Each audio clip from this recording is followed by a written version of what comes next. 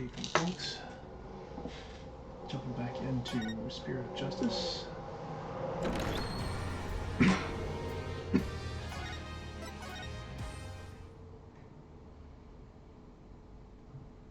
So, last time,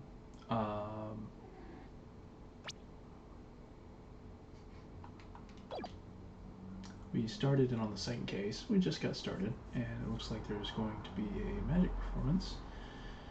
And it looks like there's also another member of the troupe that apparently was always around or something. I'm not sure what's up with that, but I'm sure this next part of the performance won't go badly in any way whatsoever. It'll be a completely safe magic show.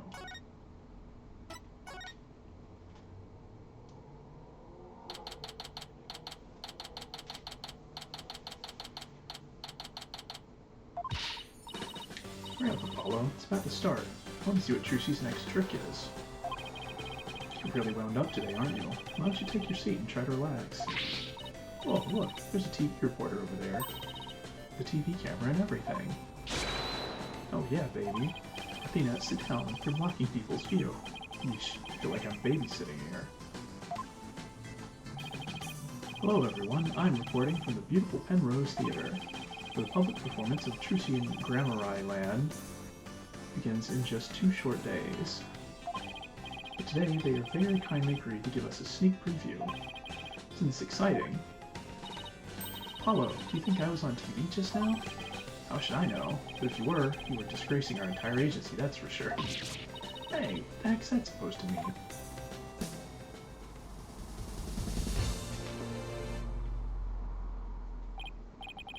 Here it comes. Now, give up your dastardly ways!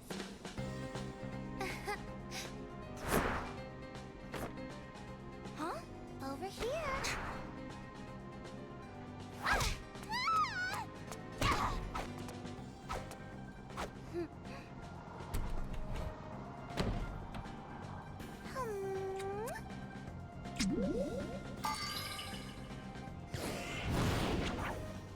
Come now, Mr. Hat. Offer the girl's life up to Mr. Rias and bring him back to life!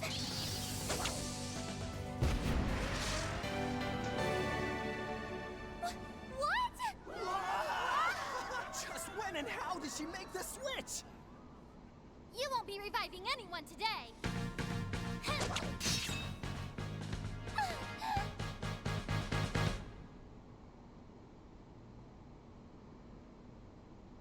Wait, wasn't that empty? Maybe it wasn't empty.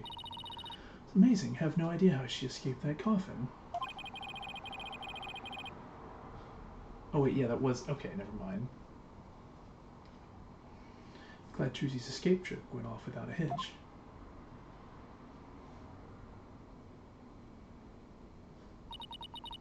And when I open the coffin, like this, inside you see...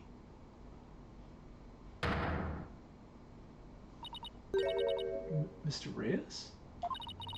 But how? What's going on? He's not getting up. Trucy?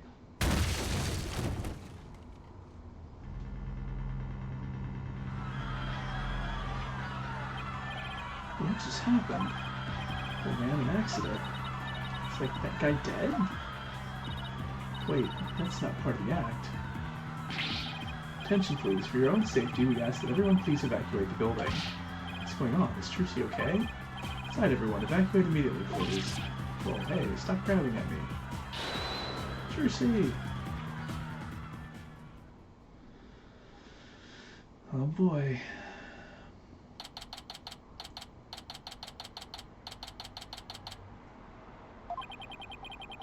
They kicked us out.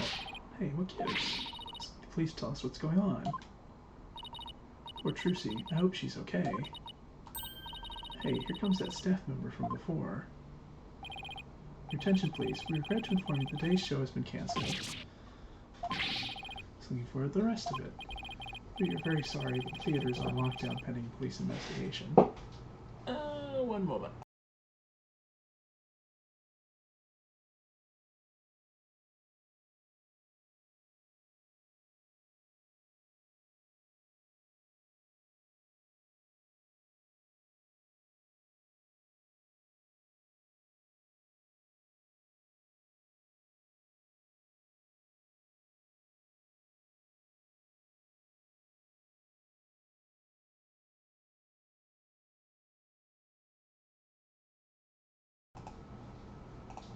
Alright. Very sorry, but the theater's on lockdown pending a police investigation. Excuse me, is it because of that accident? That man in the coffin, is he... Well, we're still trying to figure things out, sir.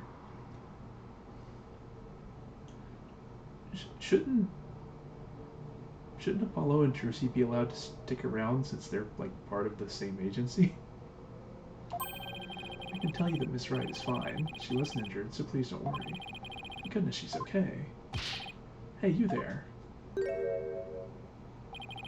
the heck's going on? They wouldn't even let me in. Me, for crying out loud. Oh, Mr. Rettens? There was an accident during the show. An accident? Great, just great. That's all I need right now.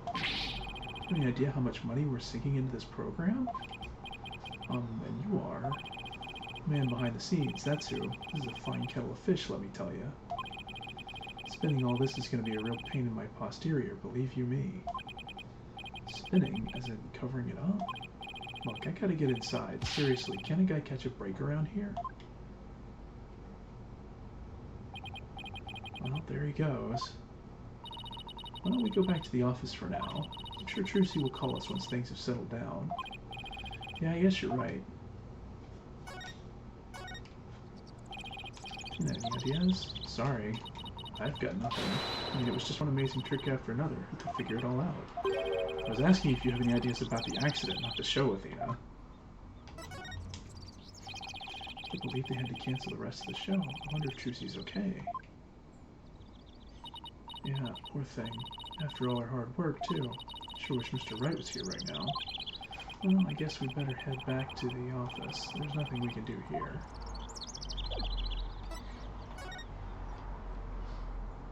Look at this stuff already. These weird objects anyway, are they supposed to be modern art? Like that clock. Is it just me, or are the hands moving awfully fast? Yeah, kind of. Hey, caramba, what kind of clock doesn't show the proper time? Is that part of what makes it art? Who knows? Hey, take a look at that man in front of the clock. He's trying real hard to set his watch to it. Hey, mister.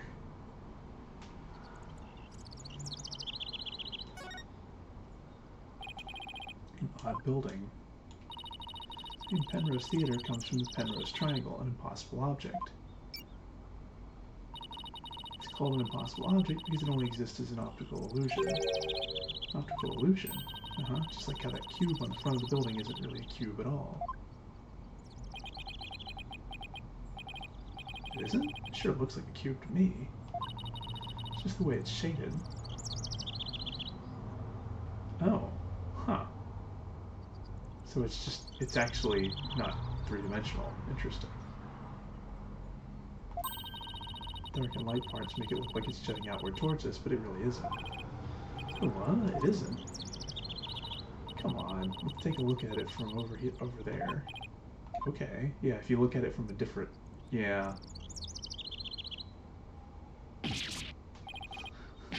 It's so weird. How do you get it? I think so. It's kind of hard to tell. Yeah, it does depend on... Tricks like this do depend on you looking at them from a specific angle, generally.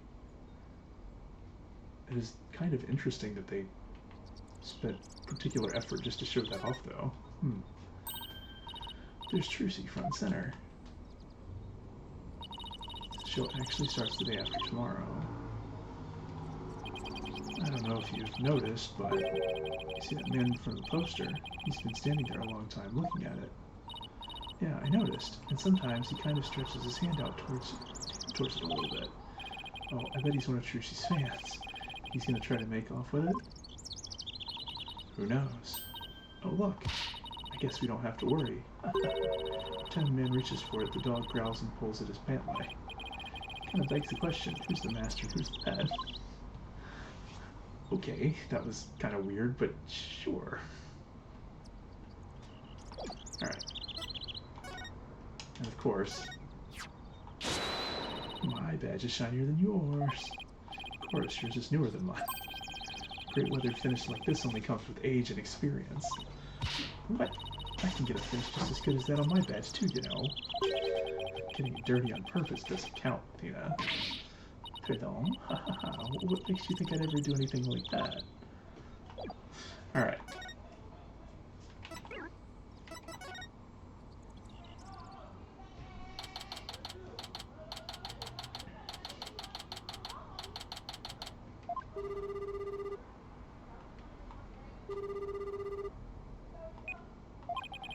It's no use. Can't get hold of Mr. Wright. I wonder if something happened to him in Khura'in. A little bit. Maybe get caught up in some kind of trouble again, as always. Well, she called it. Trouble's drawn to him like iron filings to a magnet. Hey, Paulo, see Khura'in.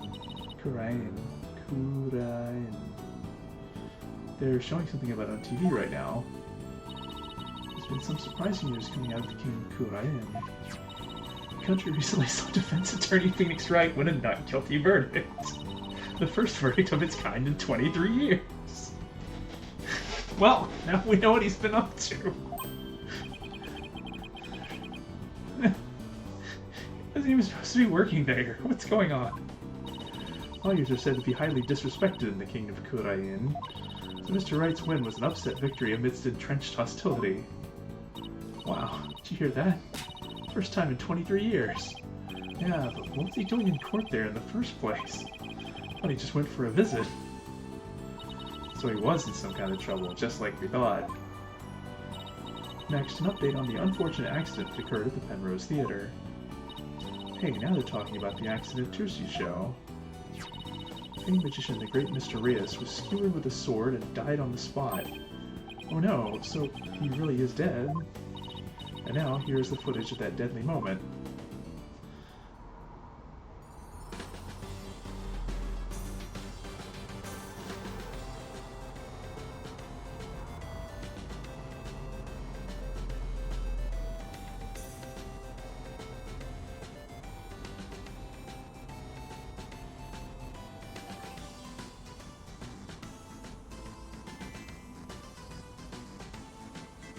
Okay, so there's a shadow. That's probably Mr. Hat being yanked away.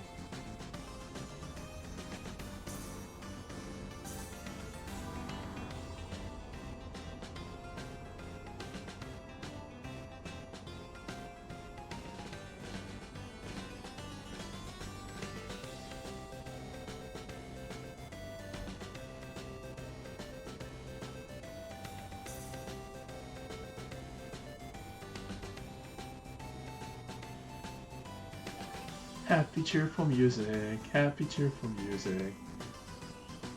There's another shadow there. His body isn't visible in this footage, but these are still very shocking images. The magician Trucy Wright is reportedly still only a high school student. Could it be that this unfortunate accident happened due to a lack of proper training? The young magician have enough experience, preparation, and knowledge. Some might say that Troupe Grammari should be held accountable for this incident. Hey, what kind of biased reporting is this? Yeah, they're making it sound like it's all Trucy's fault. Oh, we've just received more breaking news. Oh my, the young magician in question, Trucy Wright, is now under arrest on the charge of involuntary manslaughter. We'll keep you updated as this unfortunate tale unfolds. Stay tuned. Trucy's under arrest? She can't be.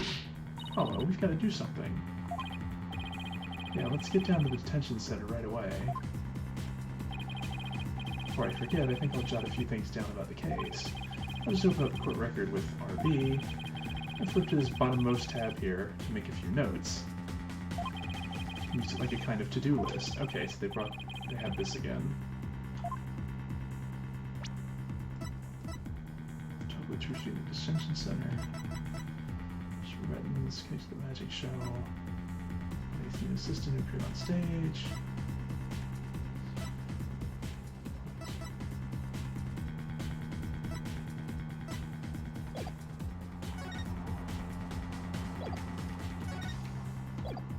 Well, I mean, sure, we'll talk to her.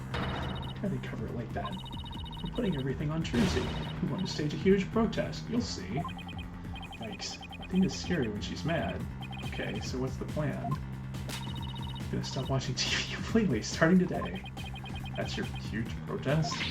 But there's this show I want to watch this week. Couldn't you just stop watching that particular news station? Good luck with that, Sisyphus. Reaching the detention center. I'm surprised the winner chooses to race. You mean I have to run? Let's just skip the running and go straight to buying juice. Yes, that's the 4th free juice this month. He's getting really good at sponging off of me.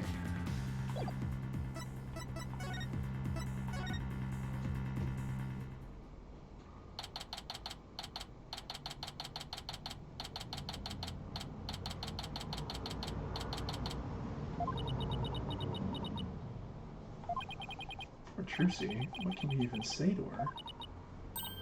Oh, Polly, Athena. Trucy, you okay?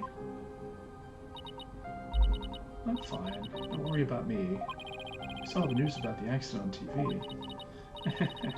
Guess I can't Houdini out of my way out of this one. I got arrested and everything. They say I'm the one who caused the accident. But that's not true, right? To be honest, I don't really know. I mean, I have no idea how an accident like that could have happened. The trick went off without a hitch. I'm sure of that much. Still, the police just won't listen to me. Or decided it was all my fault. I'm exhausted after all their questions. Looks like she's been able to hang in there at least. Yeah, she really is one tough cookie. I know you're tired, but can you tell us a little bit about the accident? Yes, of course. Go ahead and ask me anything. I'll be fine.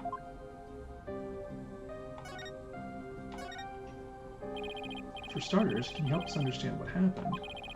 Today's show, there was a dead body in the coffin. How did that happen? Was there some kind of accident? I don't really know. The coffin was supposed to be empty when I opened it. But instead, Mr. Rios' body was in there. Must have been a huge shock for you. And when the dragon set piece fell down at the end, was that an accident too? It must have been. I have no idea how or why that happened either. Nothing went the way it was supposed to. I still can't believe Mr. Rios is actually dead. As tough as she is, this is obviously taking a toll on her. Yeah, I mean, this is somebody she's worked with for a while, and...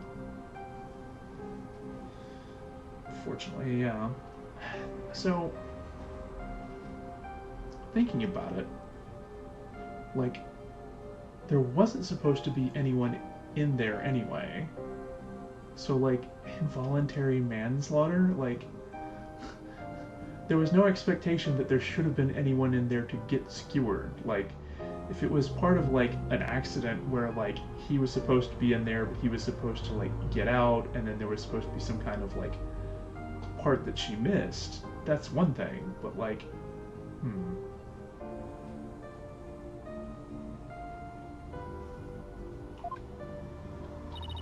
How did Mr. Rios' body get into the coffin in the first place? Yeah.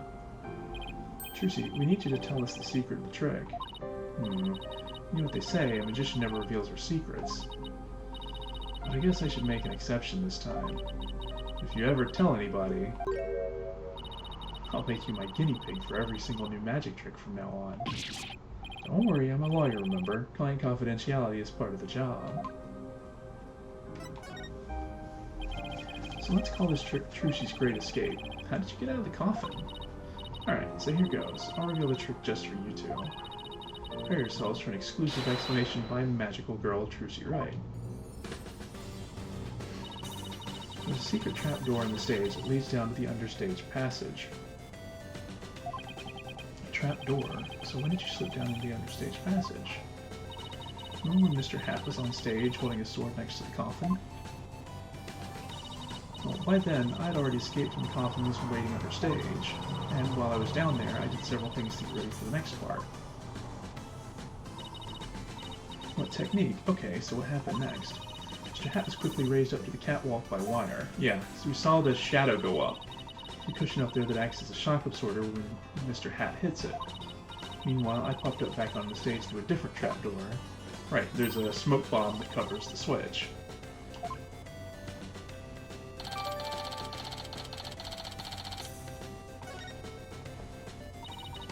No idea all of that was happening. I was convinced you were still in the coffin. That's what professional magicians do. You make your audience see something that isn't really there. In other words, you make us see illusions, right? Call it misdirection. We keep you busy believing one thing, we're busy making something else happen. We say there really isn't, and what we say isn't there actually is. I get it, it's kind of like a magical bluff. But there's no escaping the fact that the victim's body was actually in the coffin. It wasn't empty like it was supposed to be. Yeah, that's the part I don't understand. The last thing the world I expected to see in there was Mr. Rias. Could he have climbed in there by mistake? I should get back to asking Trucy about the accident. Can you tell us more about the victim? Yeah, like, what was he supposed to be doing? What exactly is this Mr. Rias? You said he used to belong to Troop Gramarye, right? Wait, you don't know who the great Mr. Rias is, Paula? He's super famous. He's all people talk about on TV. Really? I just assumed he was one of Trucy's assistants. Way to diss the dead up, well. So, how did the two of you come to perform together, Trucy? Well, like I said, he used to be a member of Troop Gramarye. He was a protege of my granddaddy, Magnifi Gramarye. So the TV station arranged for us to perform together this time because of that connection. Did he continue performing as a magician after he left Troop Gramarye? No, he got injured while practicing for a show about 13 years ago. That's why he left the troupe. After that, he took a break from magic for a while. I'm pretty sure it's a recent thing, him getting famous again. I only started seeing him on TV again maybe last year. I had nothing but respect for Mr. Rias as a magician. I can't tell you how sad I am this happened. Can't imagine how traumatic it must be to have someone die during your big show. Oh, but hey, don't worry, I'm fine. I have to stay strong for my fans.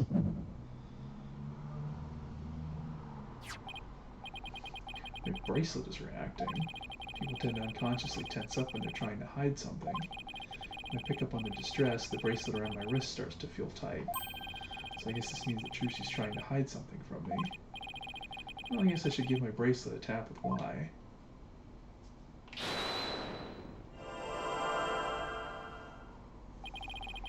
See things others can't. The slightest twitch, gesture, change expression. Yes, I can see it all when I'm concentrating intensely like this. When people are feeling nervous, they sometimes reveal a certain habit or tell. I'll just shift my viewpoint around until I find Trucy's tell. Found her telltale tell. Listen carefully to every word and see what she gets shifty-eyed over. Perceive whatever she seems nervous about to get to the bottom of things.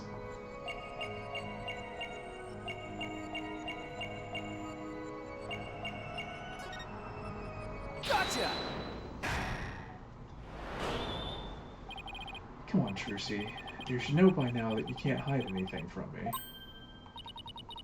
Don't tell me that your bracelet reacted. Now, here I thought my smile was going to do the trick. Looks like I broke the first rule of being a magician.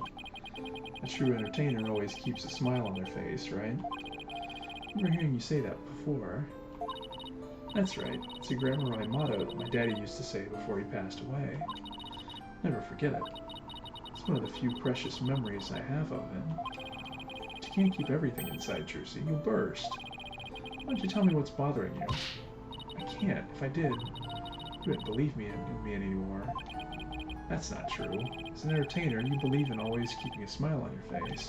And as a lawyer, I have a belief that it's important to me as well.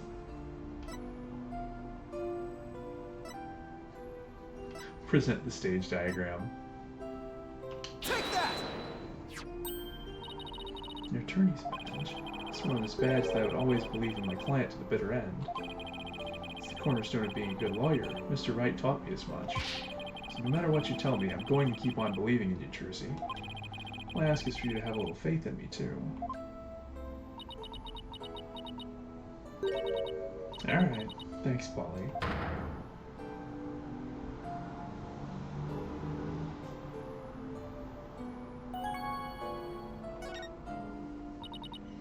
Polly, what if I made a mistake? What do you mean?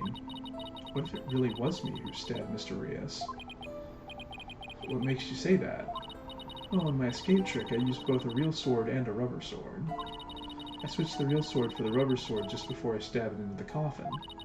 So even if somebody had been in there, this rubber sword shouldn't have hurt them.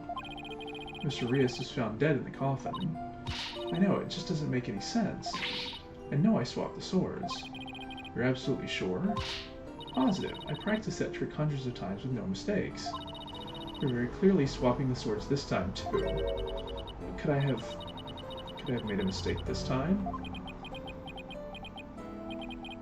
Could she really have? Better get going. Huh?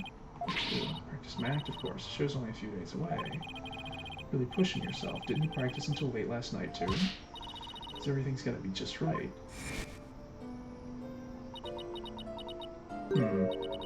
Maybe I really did kill Mr. Rias. Trucy, the worst possible mistake I could make.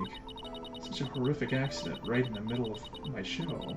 And yet all I can think about is, now that this has happened, True Grammar will get its performance rights pulled. There'll never be another show. Everything my family worked so hard for will be gone forever. Poor Mr. Rias had his whole life and a great career ahead of him. I ruined everything. I destroyed it all. Took it all away.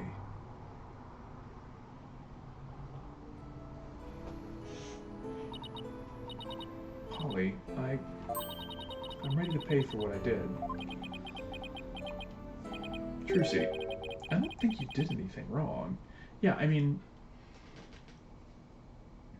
Okay, first of all, there shouldn't have been anyone in there anyway, right?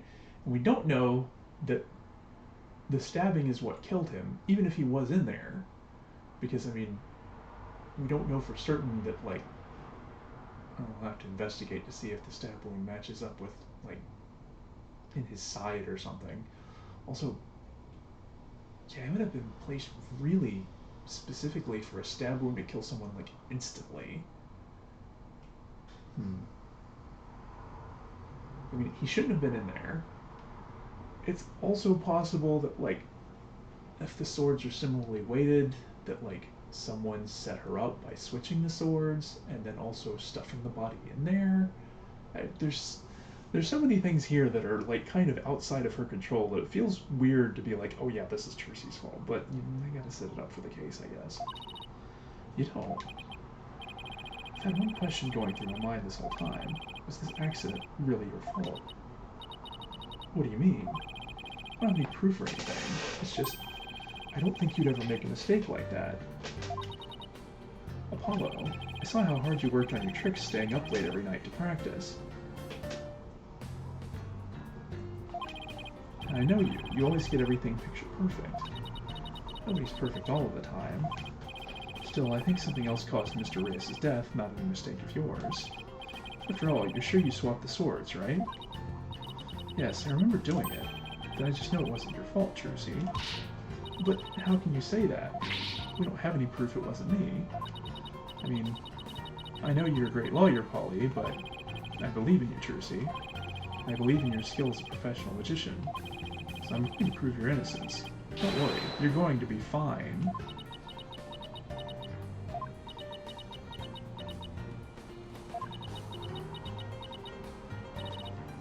Aww.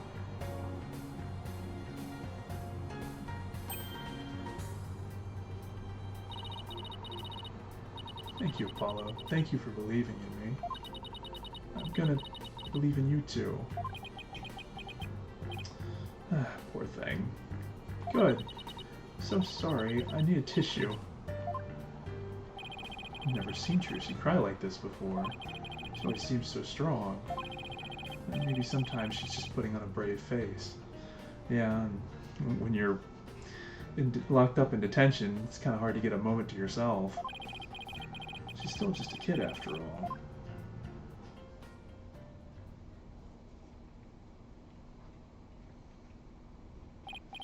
So I have to ask to make it official, but will you let me defend you? Yes, I'm counting on you. I don't want to have to cancel the show on its opening day. Right, she seems fine now. Trucy, let's win this trial together. Unlike some people.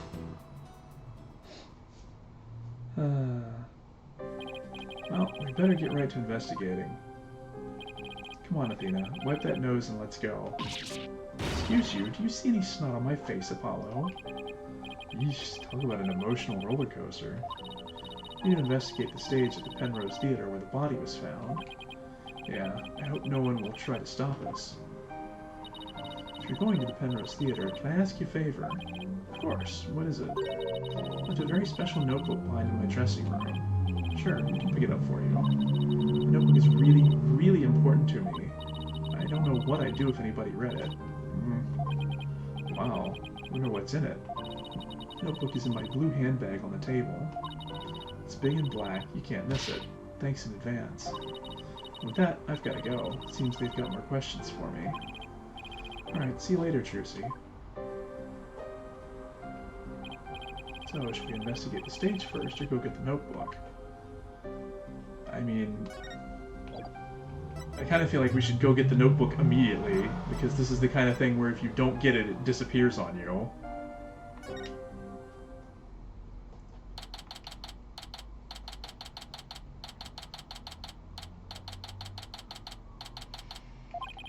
The dressing room looks just the way it did before the incident.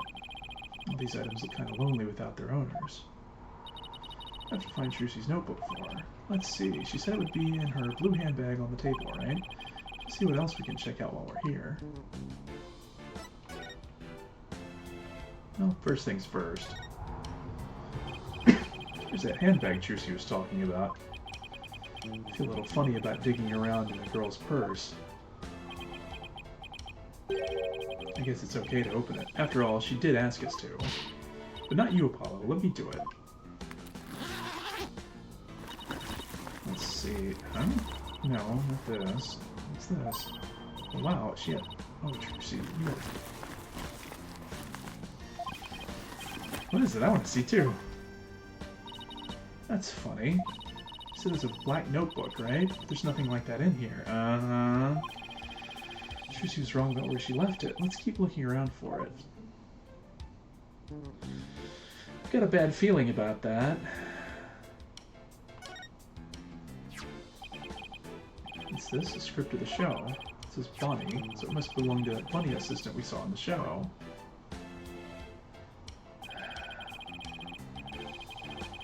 You and I got to see the first two parts up to the end of the 1020 segment. Yeah, Transformers into Dragon, Trucy's hat trick, his teleportation script, and Trucy's escape trick. Fire trick, make sure the fire bucket is ready. We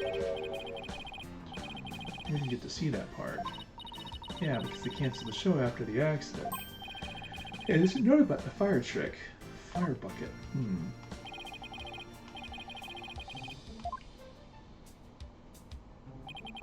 Come to think of it, when Mr. Rios turned into a dragon, it breathed fire, didn't it?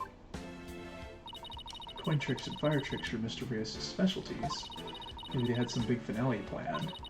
Mr. Rios and Trucy would face off in a grand magical showdown after his revival.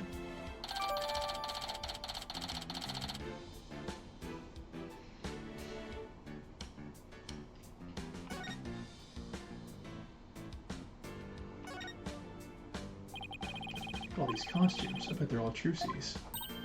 Ooh, could you tell by the scent? Are you like some kind of bloodhound or something? I'm her assistant, not her pet. Oh yeah, the recognizable G. Prosecutor Gavin. Roses, huh? I don't like him. Pretentious. They might be pretentious, but you know what? He makes it work. Apollo, I've noticed this for a while now, but you get awfully prickly when it comes to Prosecutor Gavin. You think so? I mean, don't hate him just because he's beautiful. That's not it at all. Aren't these Ninetales flowers? Aw. Flowers that only grow in Ninetales Vale. Goodness, you're right. There's a card here and a letter to go with it. Yeah, because Jinxie was friends with her. Damien, yeah, Damien too. Well, I think Damien was Jinxie's dad.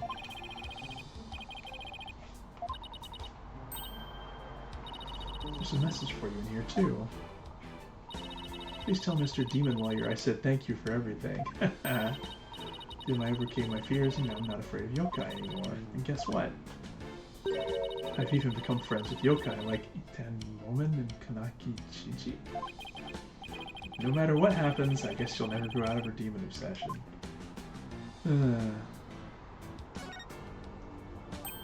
Hey, these flowers. They're from Lemuror.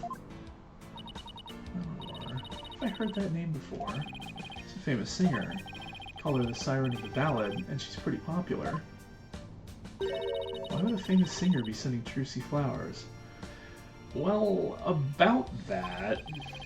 You met her through a case I headed up once. Wow, your circle of acquaintances is bigger than I thought. I don't know why, but her songs really touch me for some reason. Also about that... I hope she's doing well.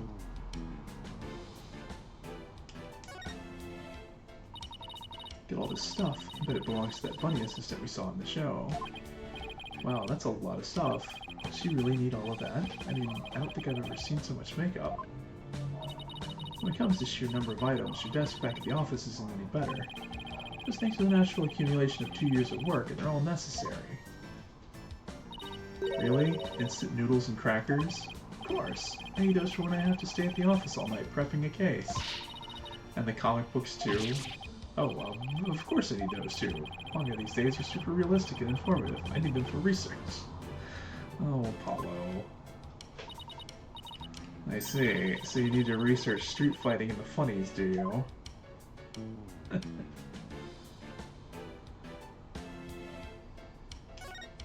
There's the bunnies. Adorable bunnies. Rabbits, huh? Used to have a pet rabbit. Really? You? You sure don't look the type. What do you mean? What's wrong with me having a pet rabbit? Aren't people who have rabbits as pets usually the quiet, sensitive type? Well, pardon me for being so loud and insensitive. Let's see. It's a dove. Sure, she misused one of her tricks. Yeah, there's another bird cage next to it. I wonder what's in that one. Cuckoo. What the world was that? Some posters up, I see. There's one of True Grammar. Okay, so there's the big one. Oh, I see, yeah. Coin tricks. His other specialty. Okay. You know... I'm pretty sure Apollo's seen Lemuror. And I want to say Trucy was in the courtroom at the time, too? During that one case?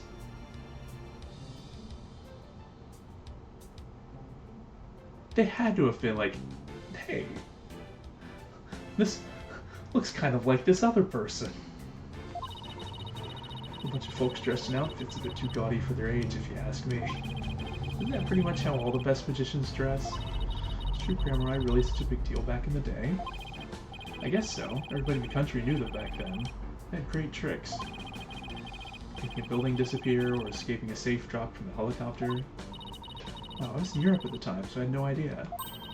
Even if you know about them, then they must be really, really famous. I used to see them a lot on TV. I think it was back when I was in junior high. One in black was the original leader of True Grammar, Trucy's grandfather. His name was Magnifi Grammar. One in pink with the mustache, that's Zach Grammar. That's Trucy's late biological father. Oh, and look, there's Mr. Reyes. This poster's from back when he was a member of True Grammar, huh? Trucy said he left the troupe after he was injured during a show or something, right?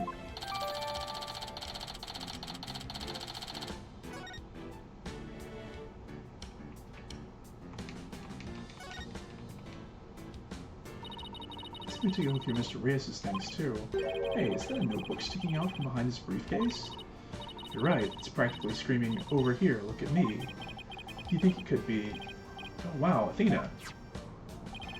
Our hunch was right, it's Trucy's notebook. What's it doing mixed in with Mr. Reyes' stuff? Good question.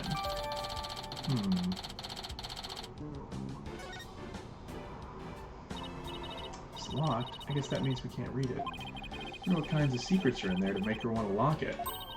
Girl her age needs her privacy. Besides, everybody has a secret or two they don't want others to know about. I mean, I kind of just assumed it was like, you know, her copying down, you know, the magic tricks and whatever that she inherited from, you know, her family. If there's anything in there about kisses or crushes, I think Mr. Wright would cry. Well, we've examined just about everything, I think. We do other people's stuff that's so thrilling, like I'm doing something naughty. I know what you mean, just don't go poking around in my things at the office. Why? What do you have to hide? I don't think I like how her eyes lit up all of a sudden. Anyway, we'd better get this notebook to Trucy. Well, I mean, I wonder if she's still taking questions. Yeah. Mysterious locked notebook. Is anything about me in there? That one time I ate her pudding. I wonder if she was mad at me for doing that. Don't worry. If there's one thing I know about Trucy, it's that she's more mature than some people I know. Trucy's notebook to Athena before. Oh. Okay, so she isn't here to present... I kind of figured, given that, like... she was probably going back for questioning, but I wasn't sure if it was something that would trigger.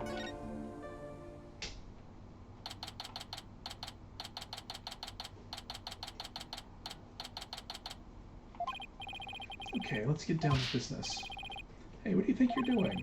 We're the attorneys for the defendant in this case. Is it alright if we examine the scene? Of course it's not alright. I don't care if you're the defense or the president. No unauthorized investigations. Oh, come on. It wouldn't kill you to let us take a little look around. I said no. Now get out of here. Scram. I guess we'll just have to try and get permission from the lead detective.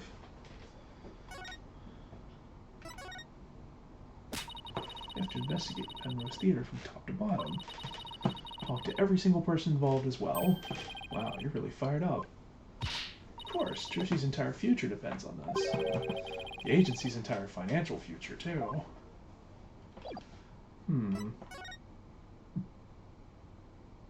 Oh yeah, it's not going to let us examine anything. Maybe out front of the theater?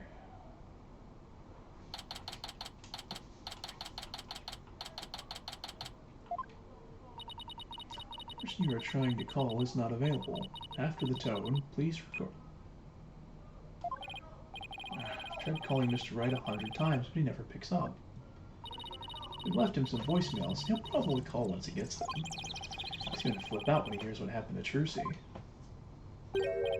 Hey, this is the place, the theater where that magical murder happened. Oh yeah, I wonder if they brought the dead body out yet.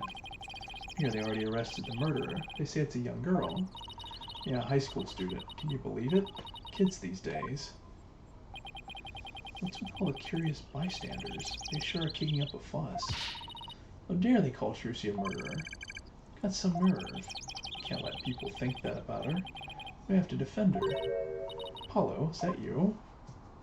Oh, it's Emma. Sure been a while. How have you been? Oh, can't complain. I haven't seen you in ages.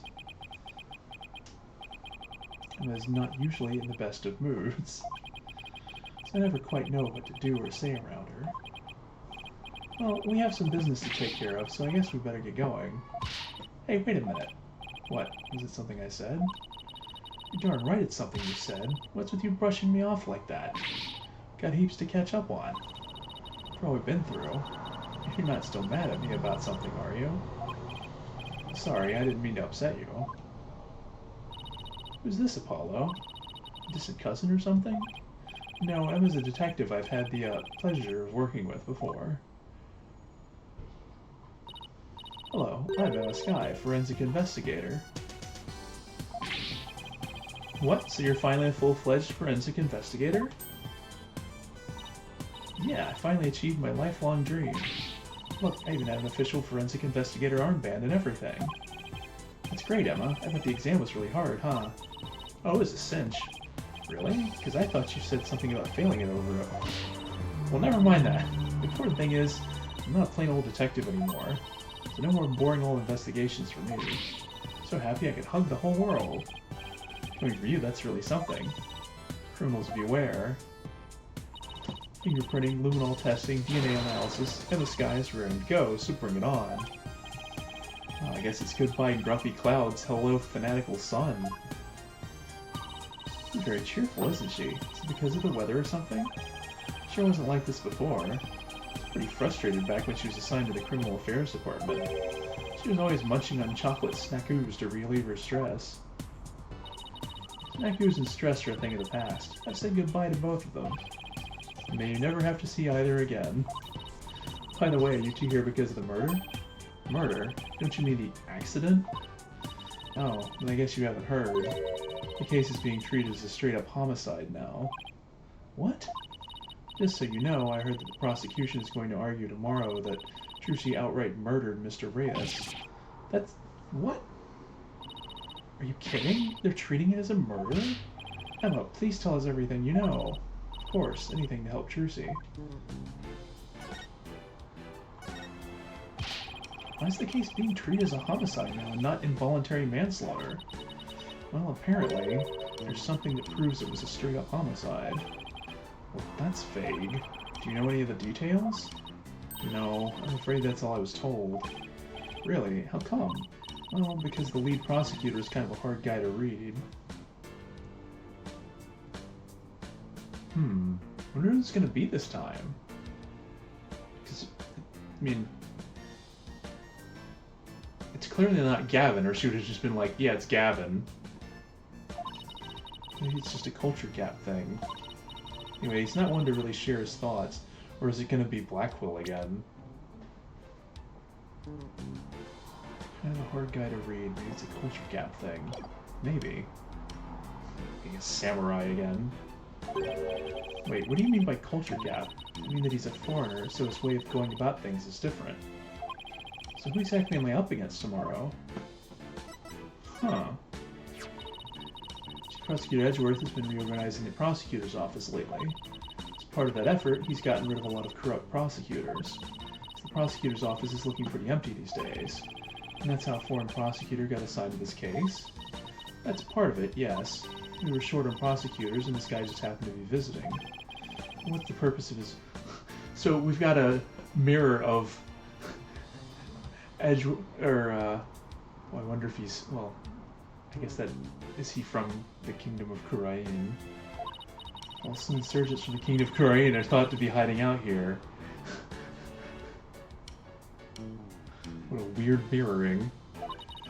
An international prosecutor, he apparently came to investigate the matter personally.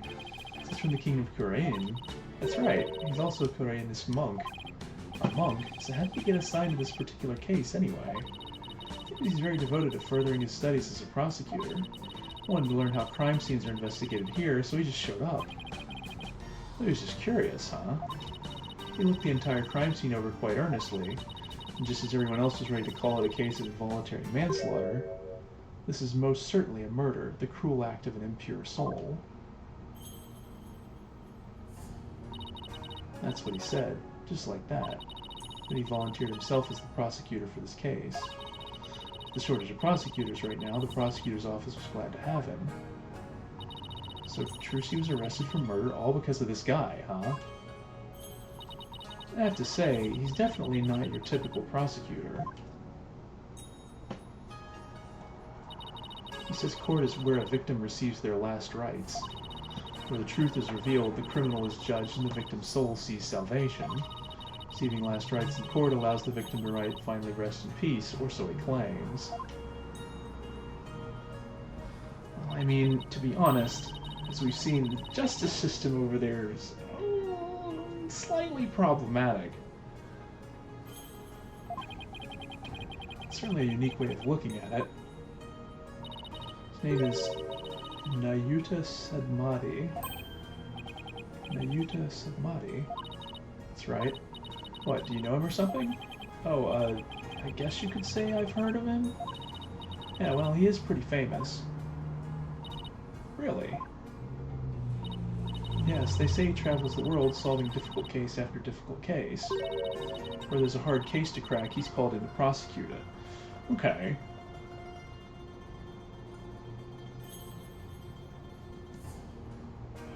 So he's not just blowing steam. Sounds like he's going to be tough to beat. I can't believe this. I have to stand in court against him? He seems like a very kind and gentle person, though. He's very polite and understanding to everyone he talks to. Huh, so he's a pretty agreeable guy, then. It's bound to see what kind of person Trucy really is. Don't they hate defense attorneys in Kurain? They even listen to what we have to say? I don't see why not. He certainly seems like the type of person who would. Even so, do you think you could do us a favor, Emma? You tell Prosecutor Sudmati about Trucy, what a good person she is. Of course. Leave it to me. Make him understand there's no way Trucy could have committed murder. I hope he listens to reason. Me too. I mean, there is also the question of what he saw that convinced him of this. I mean, he doesn't seem like the kind to act on impulse. Although, I guess we'll see. Congrats on finally becoming the forensic investigator you always wanted to be. Thanks. I failed that exam so many times, but I finally did it. I can finally use my forensics kit openly whenever I want. Oh yeah, I used to have to stealth use a kit you sent away for. Well, I still use that one too. But now it's more of a hobby kit. It's important to have hobbies too, you know. So basically, nothing's changed. Are you kidding? I don't have to worry about getting in trouble for taking fingerprints for fun now. It's positively life-changing. I can take all the prints I want. Are you sure you're allowed to do that? Sure, I'm sure. I'm collecting all the prints I've taken into a personal database. Now hold out your hands. I need to get your prints too. Just promise me you won't use them for evil. I can't believe she took my prints too, Apollo. It's looking pretty bad, Apollo. They're calling it murder, and they've even got proof. What are we gonna do? Look on the bright side, that's what. Bright side? What bright side? Well, the good thing about there being proof is that it has to point to the real killer. We can find out who that is, and prove Trucy's innocence. Oh, hey, you're right. Which means our objectives are clear. We have to find two things, proof of Trucy's innocence, and evidence of the true culprit's identity. You know what, Apollo? You're starting to give me a glimmer of hope. And that means there's only one thing to do. Well, would it be alright if we investigate the scene? If I said no, you'd just do it behind my back anyway, right? Would I do something like that? Guess the jig is up. Alright, but I better come along. Who knows what sorts of mischief you'd get up to if I'm not there to keep an eye on you. Mischief? Sounds like I'm gonna trust you about as far as she can throw you, Apollo. He has been known to move things around at the scene of a crime, you know. What about you? You used to do all kinds of forensic tests on things without permission. Nothing wrong with that. After all, forensics is always on the side of justice. Was that even remotely fair? I mean, we gotta do it. It's been 2 years since we first met. But you're still just a newbie to me. Hey, that's not fair. I'm not even the newest lawyer in our office anymore. Yep, that's Apollo and me, just two newbies working our way out. Aw, look at you two, the newbie duo. Must be nice, right, Apollo?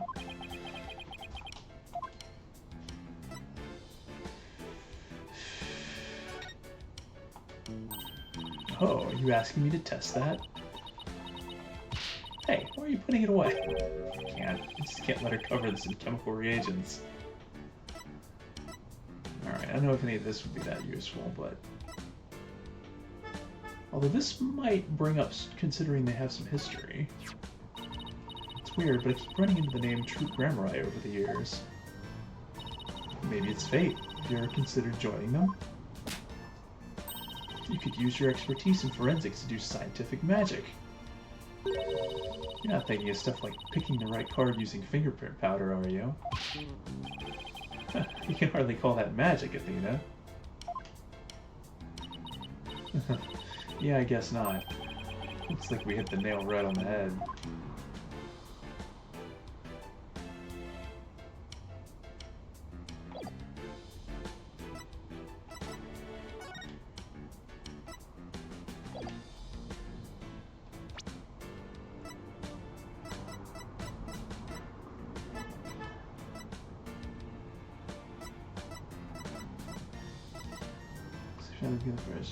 Yeah. Still don't know much about these two.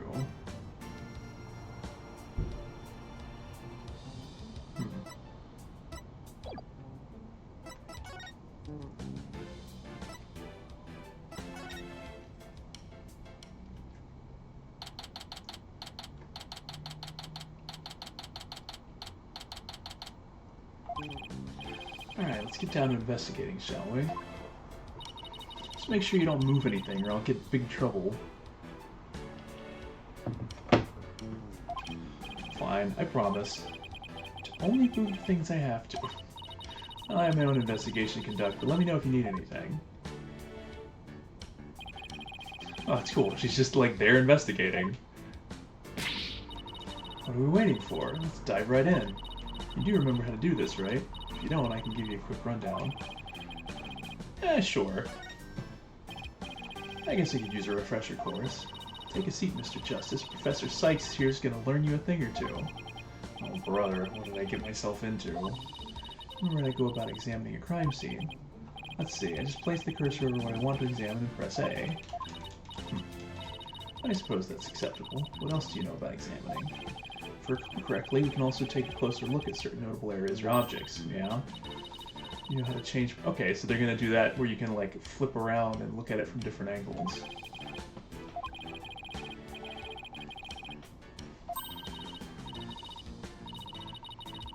Proud to have such a model student. Thanks to you, Professor Sykes here just remembered how to investigate, too. Could have just asked. Alright, so let's get to it. Well, I guess the first thing to start with is the 800-pound elephant in the room. This is what we call a set piece. It's a piece of the onstage scenery. Suddenly fell down after the body was revealed, if I remember correctly. Just as the brave heroine screams, the spell of the dragon breaks. Losing its wings, the dragon falls to the ground. That moment marked the collapse of Trucy's magical kingdom. Magic, huh? Yeah, sure. Timing was so perfect I'd be genuinely surprised if it was magic.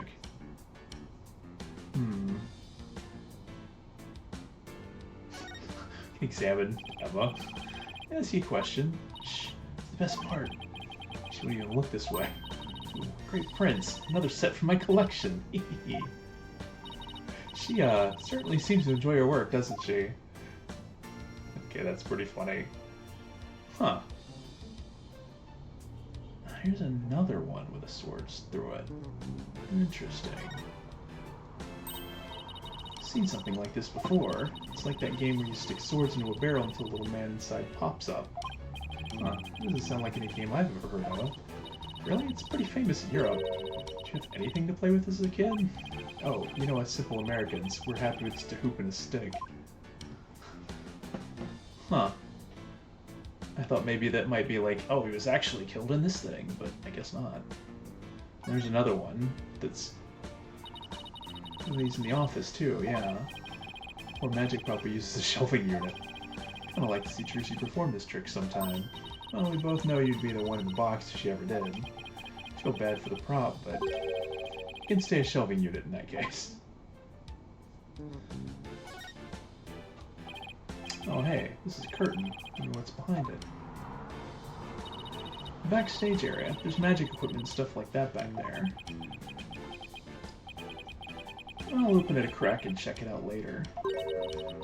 You weren't thinking of opening that curtain, were you? Who, me? Would I ever do a thing like that? Rats, guess I'll have to ask her to open it for me later.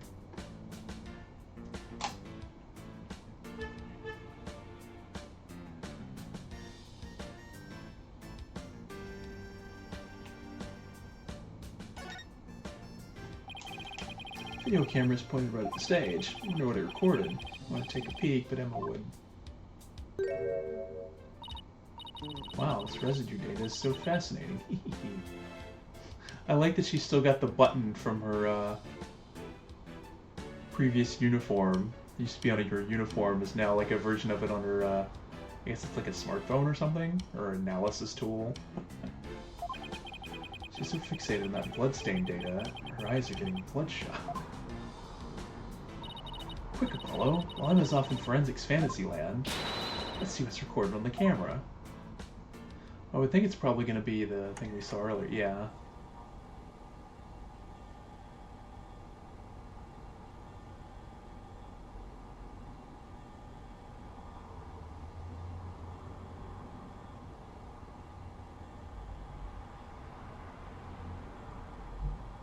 Trying to keep my eyes on the margins. Okay, there's where he goes up. And Trucy comes up from below the stage.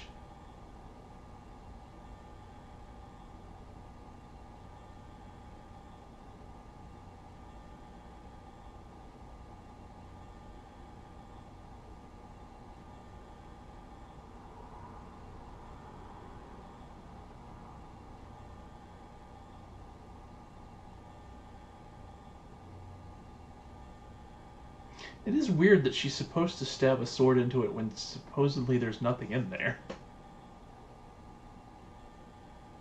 And then, yeah, there's another... You see another shadow go up when the dragon comes down. It's like, I wonder if that was some kind of counterweight or something. Or if it was... It wouldn't have been Mr. Hat again, because he was already up... He should have already been up there. Hello, did you notice a strange shadow in... Yeah. I don't think this is my imagination, but I'm pretty sure I saw something.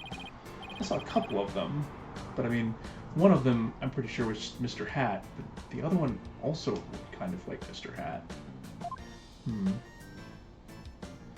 think that's everything here. Well, let's see if we can get a better view. This is the coffin the dead body appeared from. It's noticeably lacking in blood. So I haven't examined that yet. Would you two mind giving me a hand? No sweat. Trucy said the coffin was supposed to be empty when she stabbed it. So how did the victim even get in there? But there's a secret door or something. I mean, yeah, it sure is an oddly shaped thing, isn't it? Who knew it could unfold into something like this? Well, I heard that since it's used for magic tricks, left and right panels are made to be interchangeable.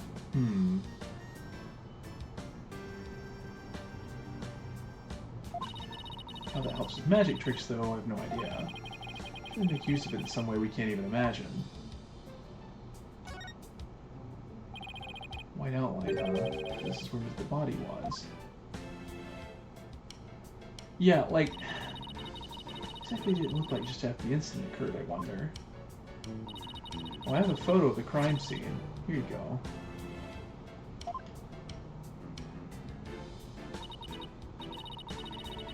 Oh, it looks like he was stabbed in the back. Okay.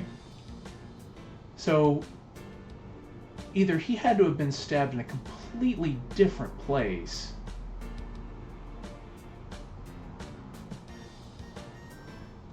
He had to have been. Because, okay, there's only two options here.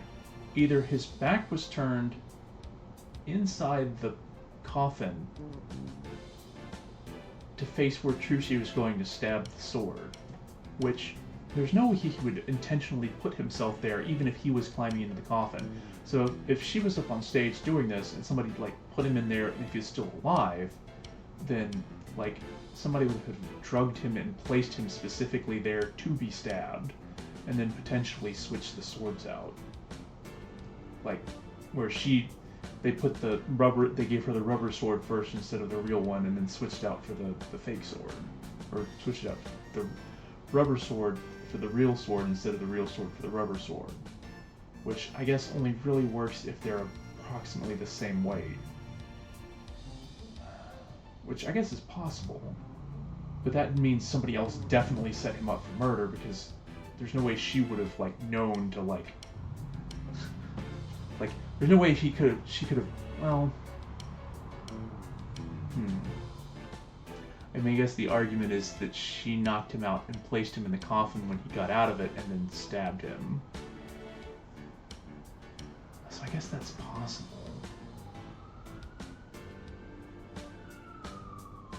Although the more likely scenario is that somebody else put him there.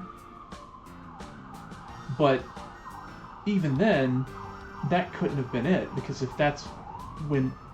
Okay, that can't be the scenario at all, because if that's when he was stabbed, you would see blood all over the place. So he can't have been stabbed then. He has to have been stabbed somewhere else. And then... his body propped up there once, you know... the bleeding stopped. Because otherwise there would be blood all over the inside of this coffin. Even if he was not stabbed here, like, there should have been at least some blood if he was still bleeding. Stab in the back definitely would kill him unless this thing around his waist. It's a stunt harness. Stunt wire could be attached to it so the person can float and fly through the air. So that could have been used to move him around quickly. Think of it, he did fly in Act 1, didn't he?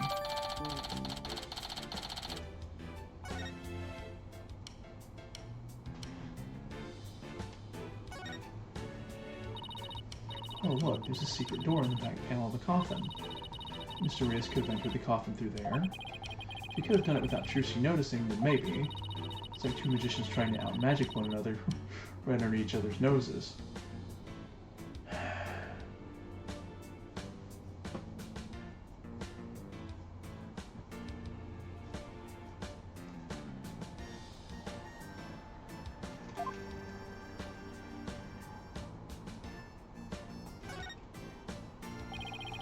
I'm particularly interested here.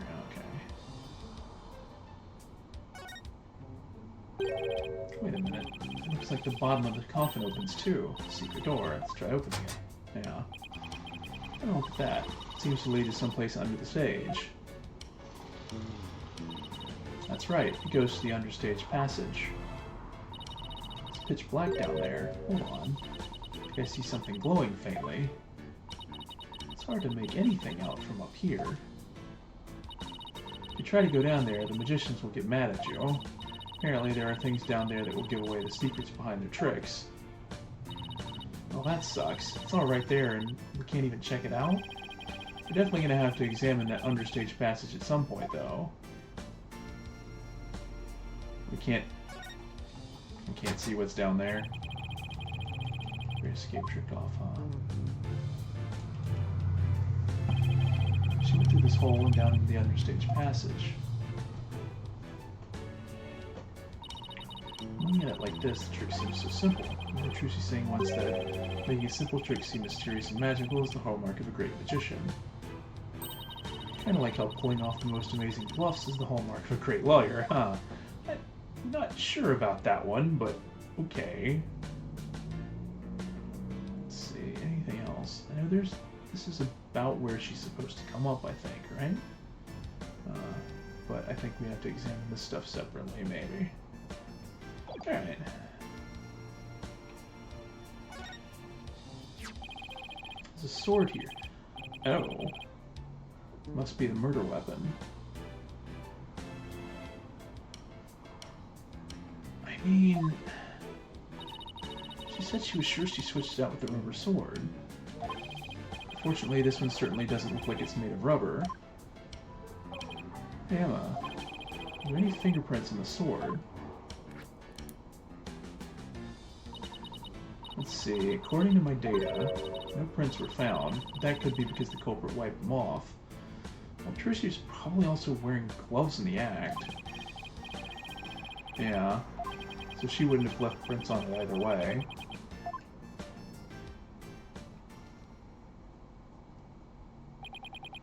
Something isn't right. It just doesn't make sense. What's the matter, Apollo? You're making that weird thinking face again. How did what should have been a rubber sword get switched with a metal one? Plus, the timing of that dragon set piece falling down. Isn't that just a little too convenient? It just isn't sitting right. Ground control to Major Apollo. You hear me, Major Apollo. Good David Bowie reference. Dina, I think I've got it. I think somebody switched Trucy's rubber sword for the metal one. Huh? To pin the murder on her. Someone switched the swords. But when could they have done that? Okay. Theory time. He wasn't actually dead.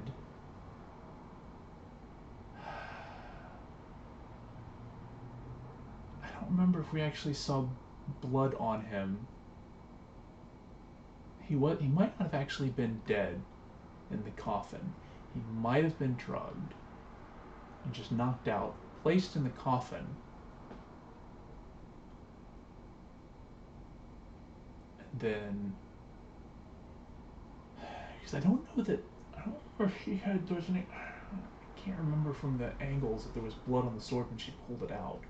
That's kind of the part of the problem, is can't really confirm. We'd have to look at more of the evidence to confirm that part. But if there's no blood on it, which I think she would have noticed, like she would have noticed it was when she pulled. She had to pull this. I think she had to pull the sword out before taking this stuff off. I think. So she would have noticed if there was blood on it when she pulled it out. I mean, probably the audience would have noticed as well. So, in theory, he wasn't dead when the thing opened up, and that would explain why there's no blood on the inside of the coffin from the wound bleeding out everywhere. But when the thing came crashing down, that also provided a convenient,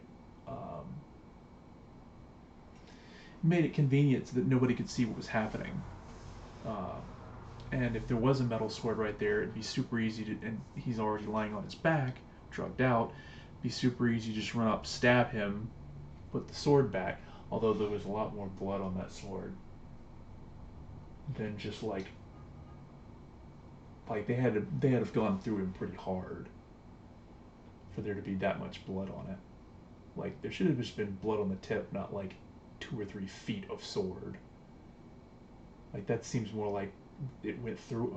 We have to flip him over to see if there's any blood, if they stabbed clean through him or just like into his spine or something.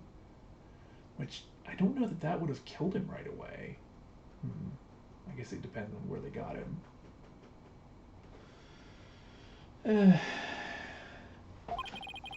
Everyone's too busy to notice. Somebody could have switched Trucy's rubber sword with a metal one after the set piece trick. After the set piece, yeah, that's what I'm thinking.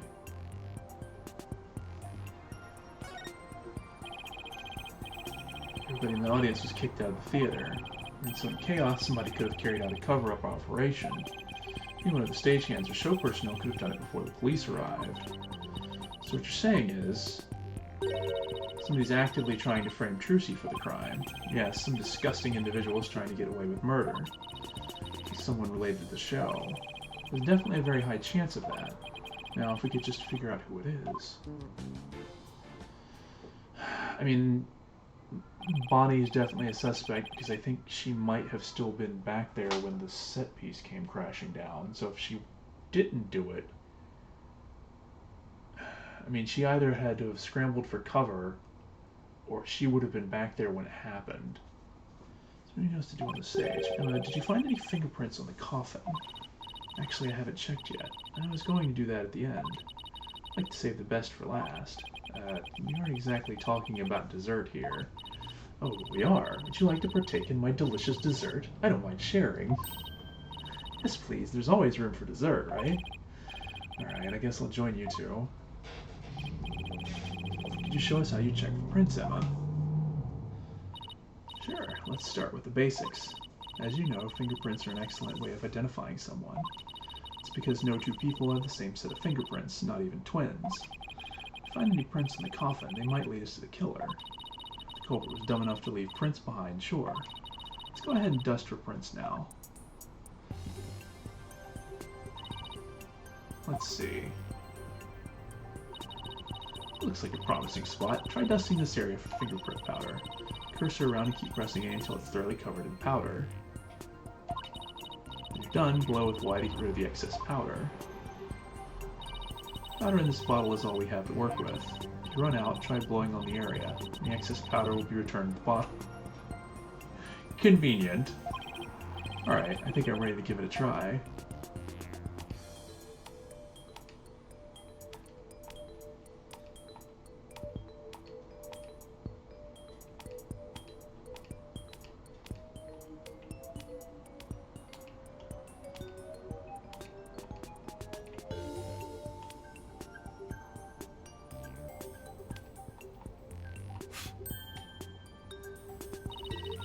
Found some prints. Looks like the fingers of somebody's left hand. Now let's try comparing these with the ones we have on file. Switch to Analyze mode with LB to select a print. Alright. Thumbprint seems like the most,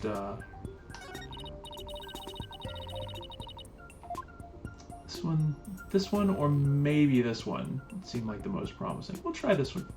You know what, let's try a terrible one first, just for fun. Got a pretty clear print here. Wonder whose it is. Prints of everyone involved in the case right here. Let's choose the person whose prints you'd like to compare the sample against.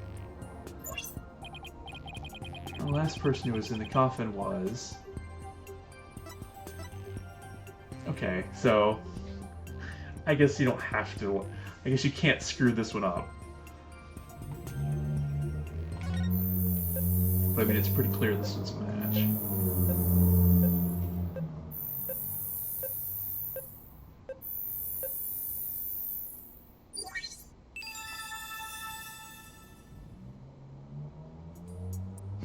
Blue Badger.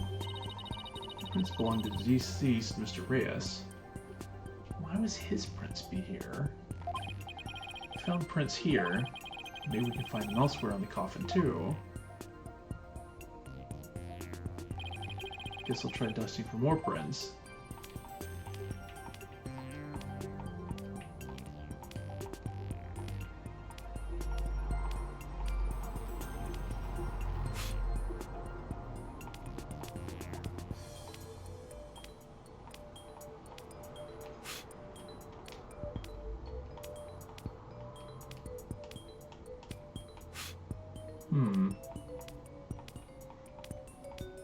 Maybe more than one?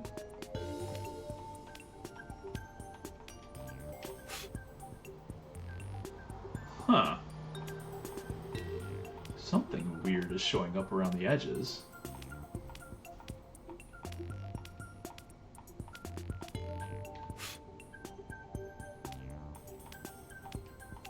Can't quite tell what this is supposed to be.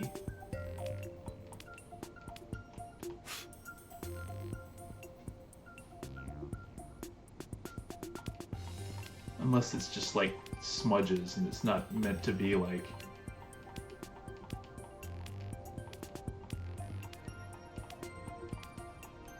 actual results, which may also be the case. Oh, switch to Analyze. Durr. Found some. These prints are apparently Mr. Reyes's too. Should we try looking for prints on the outside of the coffin now? Yeah, let's. This time we'll be able to rotate the coffin and look at it from different angles. I'll give you a chance to examine it thoroughly. Turn it any way you like, and holding RB while using will let you jump right to where the action is. If you get stuck or confused, you can always reset things with right stick. Okay, if I find any prints, I'll choose one to run against your data, just like before. Okay. I guess around the edges would be the most obvious first choice.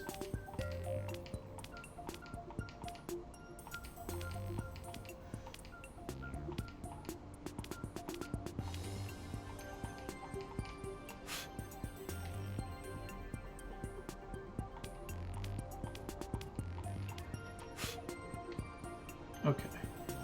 I guess that really isn't anything then.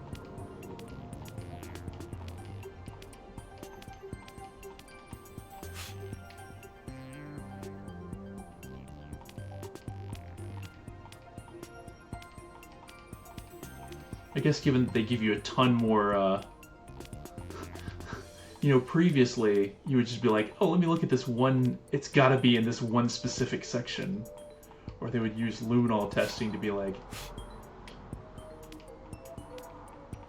here's the blood, we'll test the fingerprints where the blood is.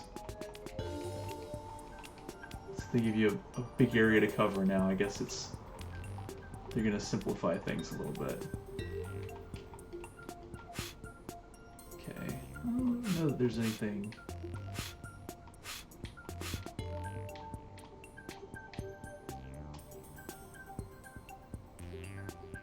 Hello. real obvious print right here. Unless this is the same one, just because of the way it's folded up.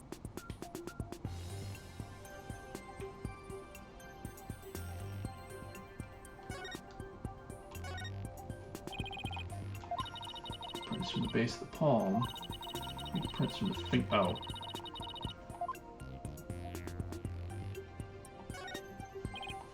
There, got a print. Just check it against my data. That's funny. Doesn't match the prints of anyone involved in this case.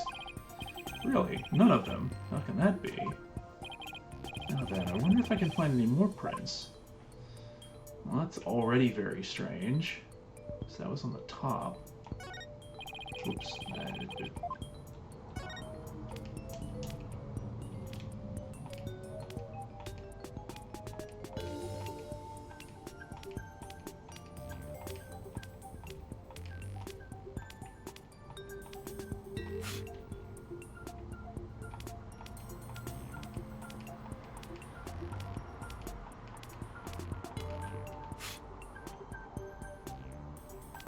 On the outside.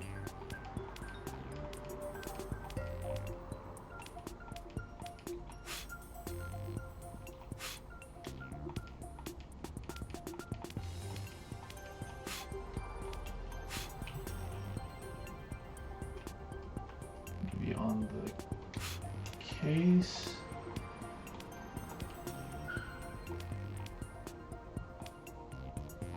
Where the hinge is.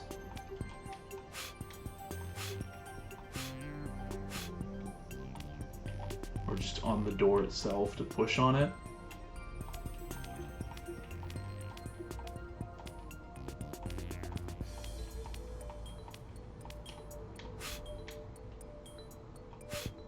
Doesn't seem like it.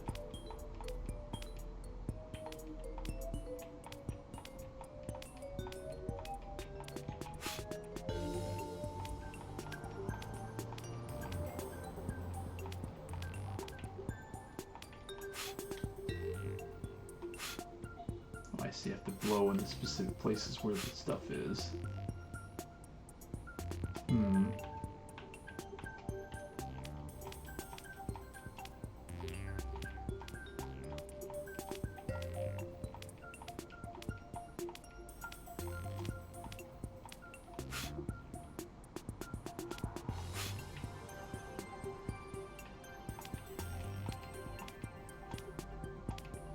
You gotta kind of battleship it, where it's like, you know, a hand is gonna be about so big, so you gotta space them out just enough to, like, hello. Or is that just residue?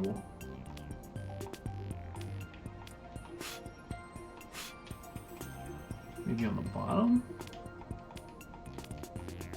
Somebody push it closed from beneath it, maybe?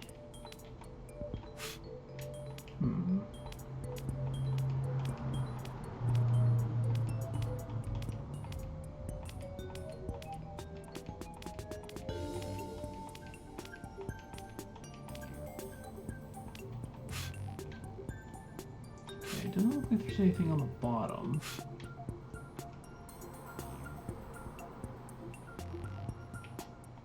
I think I already got this side. Maybe the outside on this side? This would be pretty close to where we found the other print.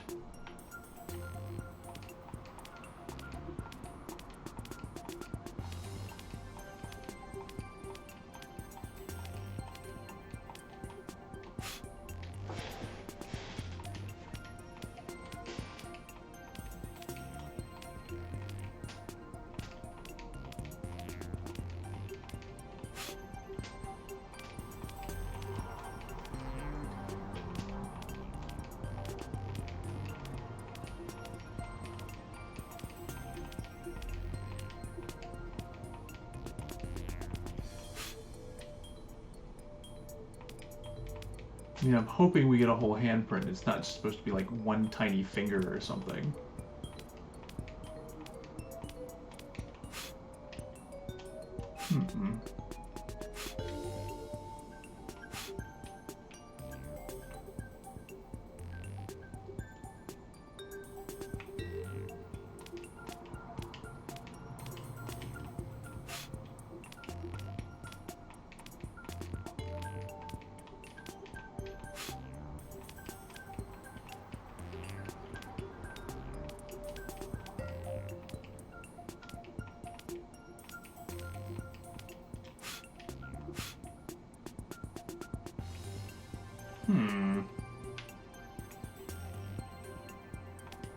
Maybe around these handles?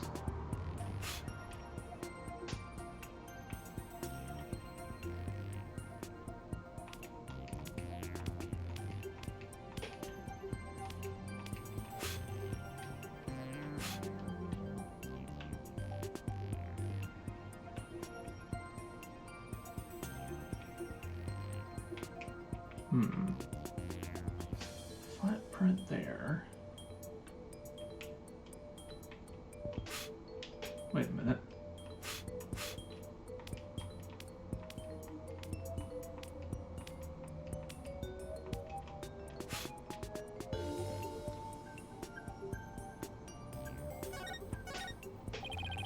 Found another one. There we go.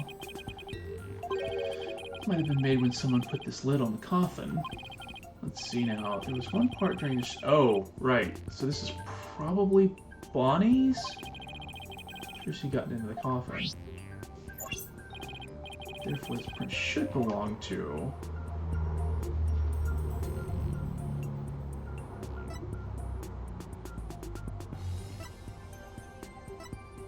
I'm just gonna look at some of these other ones just for amusement. Huh. I mean, they're clearly not the same, but they are kind of similar. Oh, this guy's print is really weird. But yeah, pretty sure it's hers. Interesting. But yeah.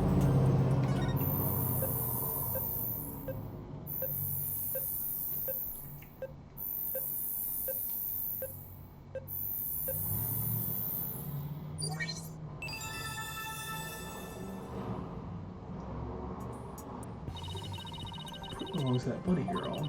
Come to think of it. Yeah, she did put the lid on the coffin during the show. Actually, there should be another one there on the left side. Only when she left her print on the lid.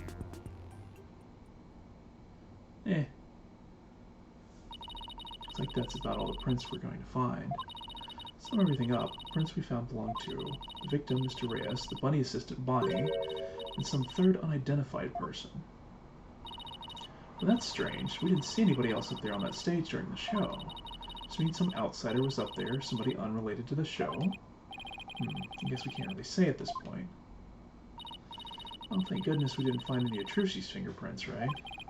That's only because Trucy was wearing gloves. Hey, Emma, there's something else that's been bothering me about the prints. Don't you think there's something odd about Mr. Reyes' prints? Yeah, also, if he was stabbed in the back, if his hands were like that, he'd have to be really twisted for his back to be facing the point where the sword would stab into it. So again, it seems like he couldn't have been stabbed while he was in the box. Just standing in the coffin facing forward. Wait. He would have left prints like this, right? When we look at the actual prints, oh, are they reversed? So he was actually facing the other way. It doesn't make a whole lot of sense. Yeah, because then... Huh. Because if he was facing backwards, then when the coffin opened up, he would have fallen onto his back. But he was turned... Somehow he got turned around while he was in the coffin, but his hands still got placed on the walls. Huh. I wonder how they wound up like that.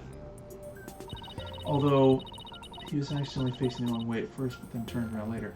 They did also say that these panels could be switched around, so it's also possible that someone switched around the panels.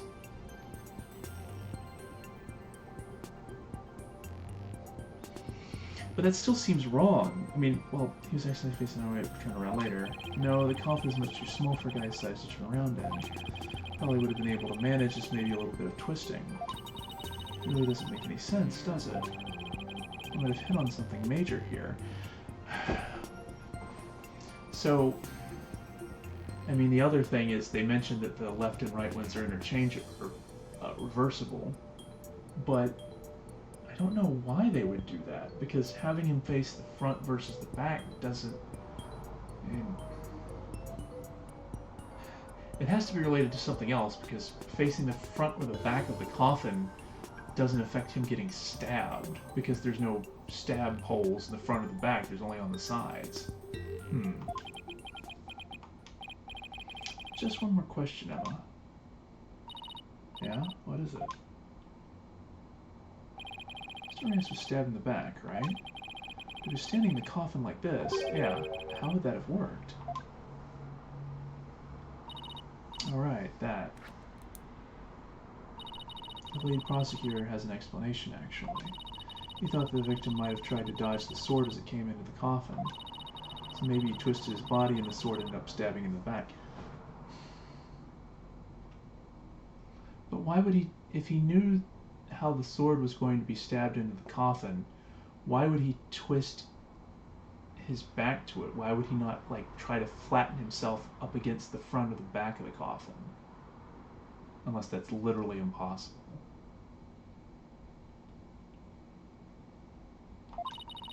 That's his theory, anyway.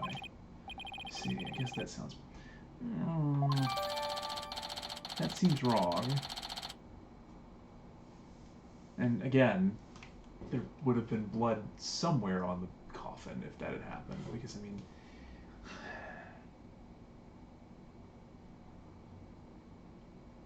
Also, the act of twisting probably would have, like... I don't think he could have kept his hands in one spot while he was twisting.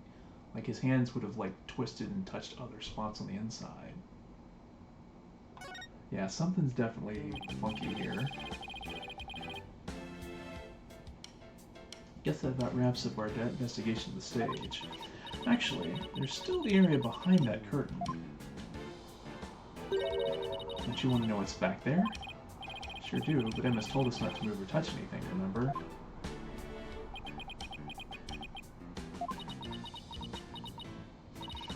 Would you quit staring at me? Fine, I'll go open it for you. Wow, look at you flaunting your lady killer eyes. I have my ways. I'm doing this so I won't get charged with animal abuse for not throwing you a bone. Guess puppy eyes can be just as effective.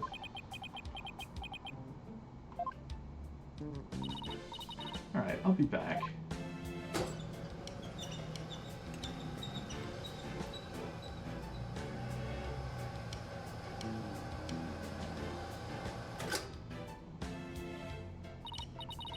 Go on and investigate to your heart's content, but before you go moving anything, I know, we'll be sure to ask first. And by the way, just examine the backstage to move to the area beyond the curtain. Examine the backstage to move to the... Oh, okay. I'll begin investigating.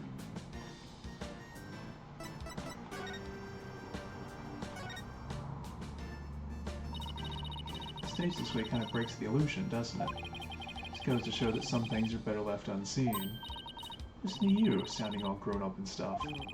Don't worry, I'm sure you'll have some cynical one-liners of your own someday, too. Oh boy, I can't wait. Anyway, on to more pressing matters. Let's go examine the backstage area. Huh. Okay, well... Immediately... There's a coffin back here, too. Looks like there's a stuffed dragon inside. No, wait, look, it's just an illusion. See, the dragon looks like it's inside. But if it's really just painted on the front lid... Oh, isn't there something like where Trucy appeared to be in... I wonder if that's related. Because there was kind of a shot that looked kind of like that in the video, too. So I wonder if that's an intentional reference. Oh, wow, you're right. It's really something else. If the show hadn't been cancelled, we might have gotten to see this trick too, huh?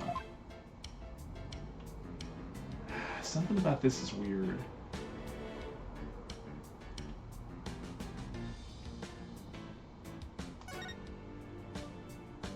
It's a guillotine. It's not real, it's just another one of Trucy's props. I wonder if it was supposed to appear in the show. Huh? I mean, she didn't mention it to you? She said you were going to make a guest appearance on stage for her guillotine trick. No, I definitely remember not agreeing to something like losing my hat on national TV.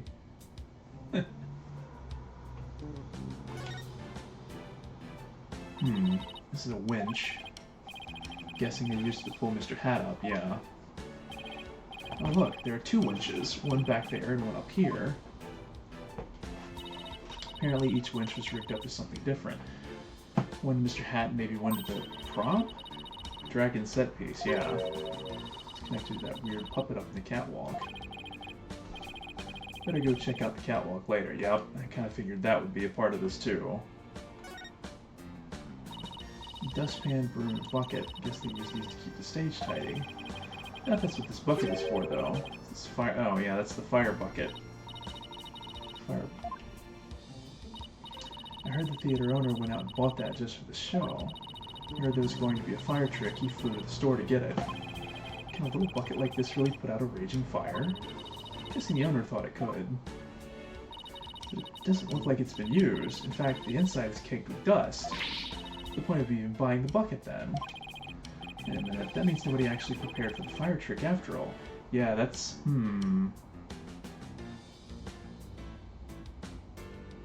Well, this definitely points towards premeditation if they had the idea that we were never going to get to the 11 a.m. trick.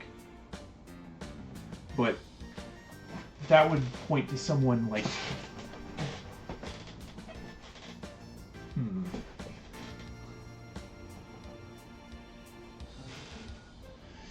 I mean, that's actually kind of not good because wasn't...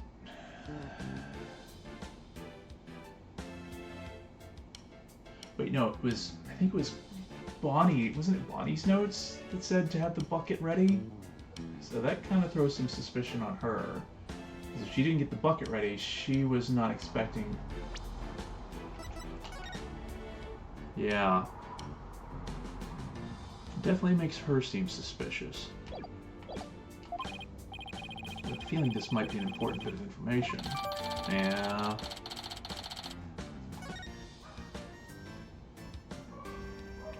Okay, that's those. Do the ladder last. Sign here that says understage. I bet these stairs go to the understage area. Trucy told me she and her fellow magicians call it the Abyss. I wonder why. Who knows, maybe because it's really dark down there or something. Ooh, I bet they've got all kinds of magical goodies stashed away down there. Come on, let's go check it out. Huh? The door's locked. Entrance to the Abyss is barred to mere mortals like us, huh? Oh well, that's what you call a swinging abyss. Damn it, Apollo. Looks like this ladder leads to the catwalk overhead. Do you really have to go up there? Why don't you go on up and check it out, Athena? I'm sure you'll like the air up there. Huh? Where in the world did you get that idea from? Wait a minute. You saying I'm an airhead? How rude can you get? That's not what I'm saying at all. Now, up you go. I'll just wait down here. Okay, now I'm starting to get the picture. You're afraid of heights, aren't you, Apollo? Hey, come on now. This is for Trucy. She needs us, so up to the catwalk we go. Well, I guess it's time to put on my big boy pants.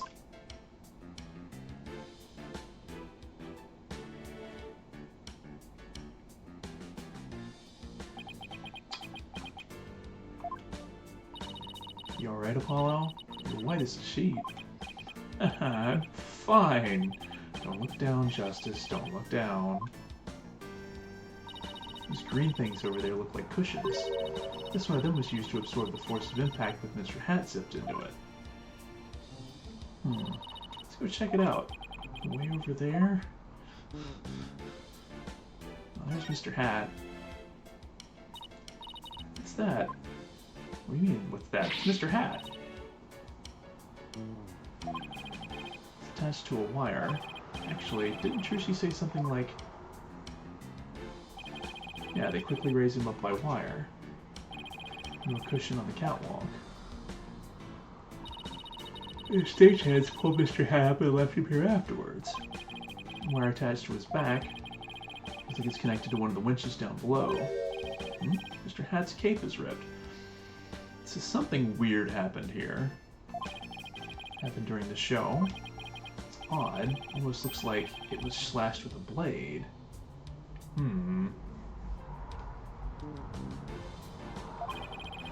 in the world did that happen? Whoa, I see that you're trying to take this all in stride, and I respect that. Seriously, you're trembling like a newborn fawn up here. Get it together, man.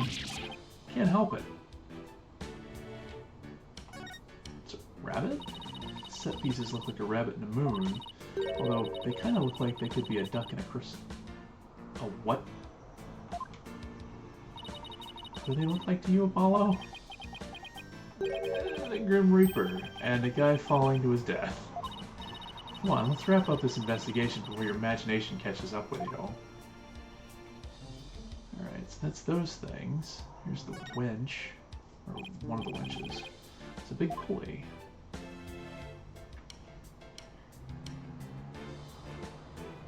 So yeah, the big one handles the prop.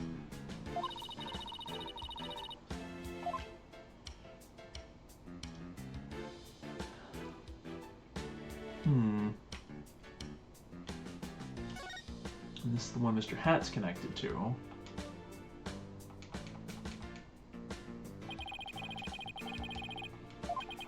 Let's see, how did it go? Being blown a kiss, Mr. Hat goes wild, and just as he's about to stab the coffin, he gets pulled up the catwalk. The smoke screams to hide his ascent from the audience's view.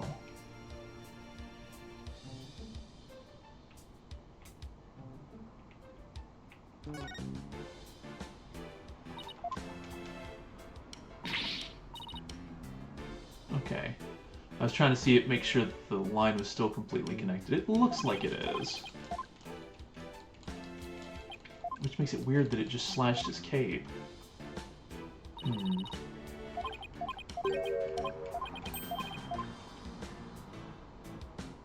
Like the wire was slashed. Okay. Kinda wish we could see the other end of this winch to see how the setting on it was. Hey look, there are cushions attached to the underside. Well, what are you standing way over there for? Come on over and look. You're not gonna try and push me off, are you? Seriously, Apollo? Come on, you'll be fine. Here, do you want me to hold your hand?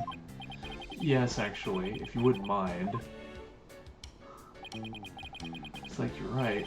Trucy mentioned something about this, doesn't she?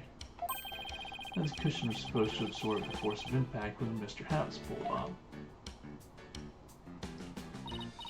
Well, I think that about does it for the catwalk. Do you think we missed anything? Nope! Didn't miss a single thing. We're all done here yesterday. Take it you're ready to go down. Yeah, I think we better. I feel a fainting spell coming on. Oh, brother. You don't need me to hold your hand again, do you?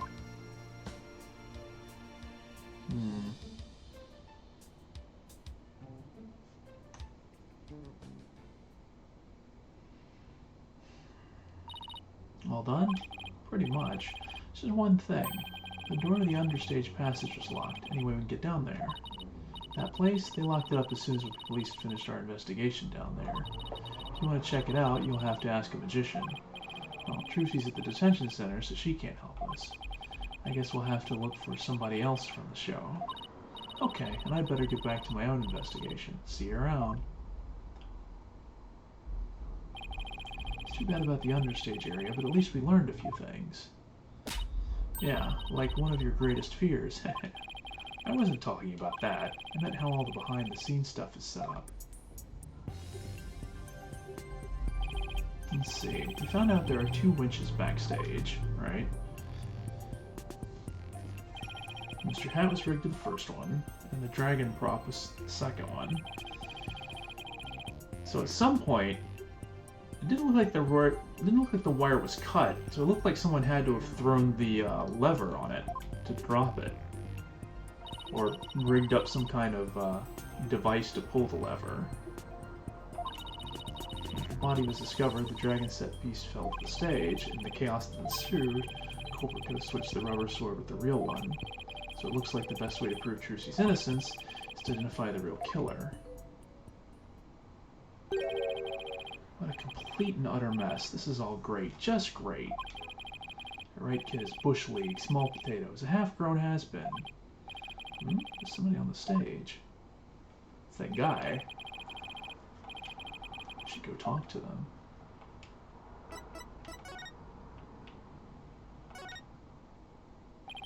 Excuse me, are you connected to this show? It's him, yep. You got a couple more headaches for me to handle? I got my hands full as it is. Hey, I remember this guy. Hey, you there. What the heck's going on? They wouldn't even let me in. Me, for crying out loud. Mr. Rettens.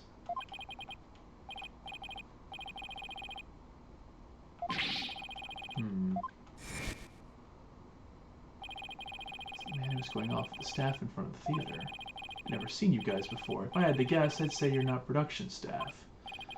What's that I spy with my little eye? An attorney's badge? Well, how do you do? I didn't know you fine folks were lawyers. My business card, if you would. Charmed to make your acquaintance, I'm sure.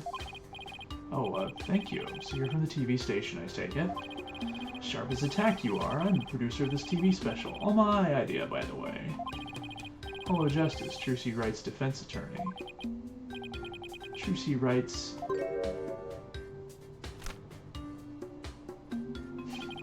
Well, ain't that a kick in the head? I'll let you open with that tidbit next time, champ.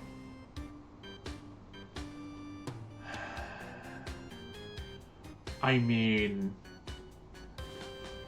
The guy seems shady, and he's fanning himself with a stack of money. At this point, it's probably going to be surprising if he didn't do it. Okay, what happened to Schmoozy Magoo bit?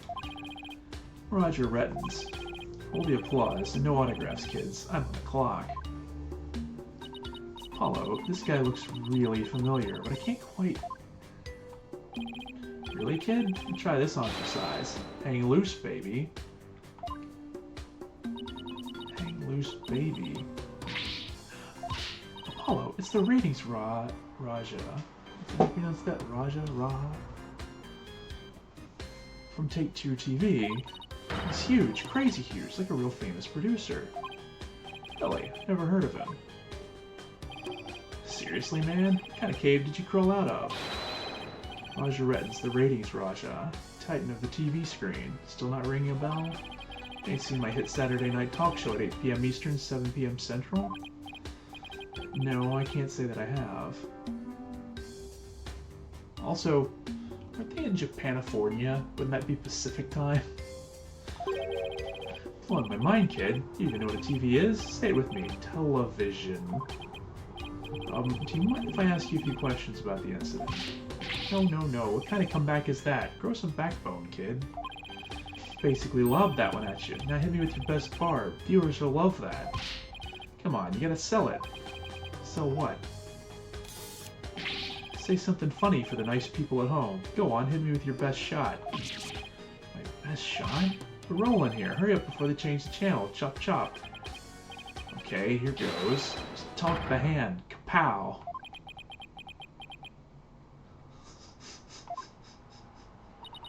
Kapow? Really? Why are you pointing all dramatically like we're in court? I don't know. It just seemed like the thing to do.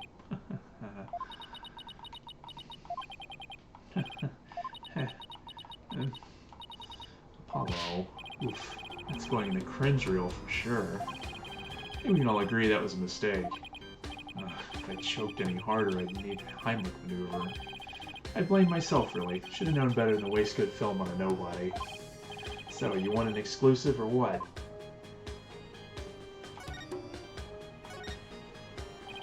Today's magic show is being broadcast live on TV, wasn't it? And you were the producer, right? That's right. Rising Magic Star versus Old School Grammar-Eye. It's gonna be wild. You're gonna have viewers for their favorite magician during the show. And the loser would have had a really embarrassing prank done to them. It was gold, I tell you. Guaranteed ratings. I don't know. Sounds kind of tacky if you ask me. I'm telling you, man, modern viewers eat this stuff up with a spoon. Trust me. All we gotta do is serve it up nice and hot. A feast for the eyes. Like junk food for the brain. But that little brat had to go and ruin everything with that accident of hers. Do you have any idea how many times they dragged me over here to prepare for today? You must know this theater pretty well if you came by that often. That gives me an idea. How about this? Mad mindscape of a magical murderess. Closest comrades come clean. Tell me, has Trucy always shown signs of being unhinged? Give me the lowdown. When could you tell us she was about ready to snap? This guy's cruising for a bruise in Apollo. As long as you don't get caught on camera.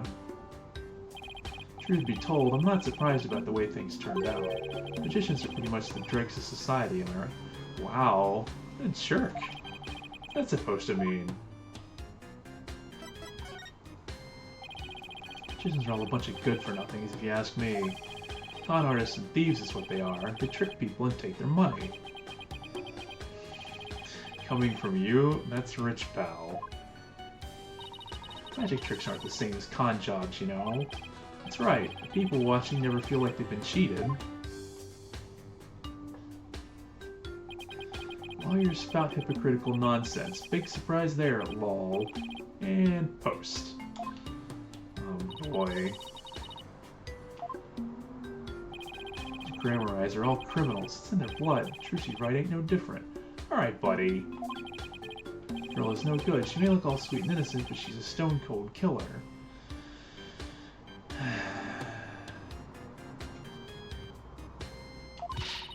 Don't you dare talk about Trucy like that. You don't know the first thing about her. You don't find a sweeter, harder-working girl anywhere, period. She's got the wool pulled over your eyes, I see. What are you talking about? We'll see. I'd dig up the dirt and expose the dark heart behind that sweet smile. I'll prove those Grammari magicians are all a bunch of lowlifes. Okay, he definitely did it. Is it a grudge against Trucy, or maybe against all of Trucy? I kind of wonder. Like, this seems a little pointed for just a generic, like... TV is a window to the truth. It's not like that magic stuff for the streetwise charlatans that perform it.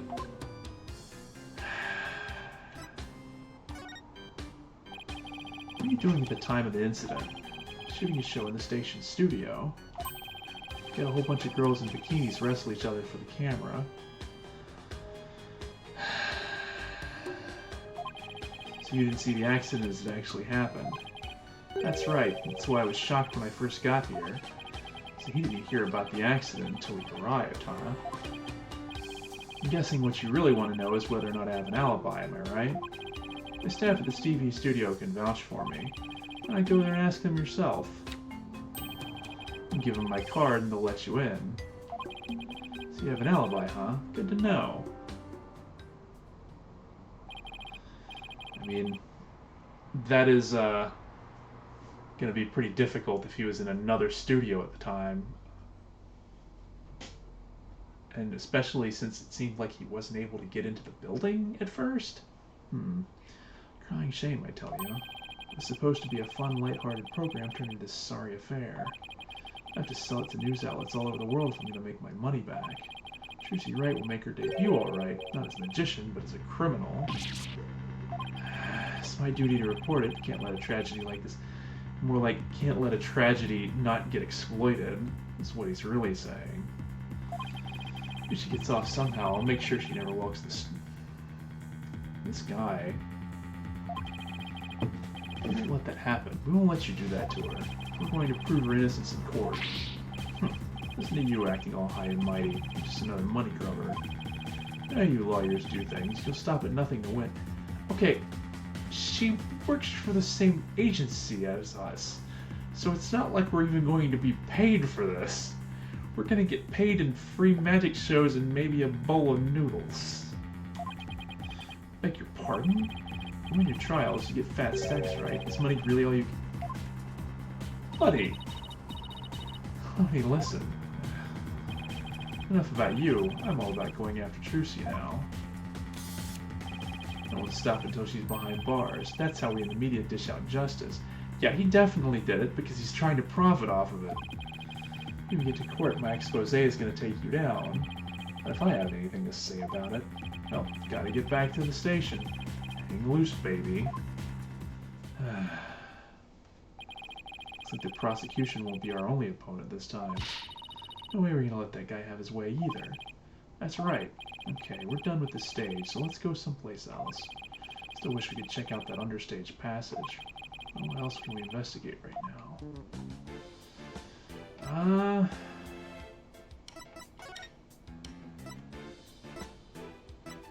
I mean, there's also... No, she's not back yet.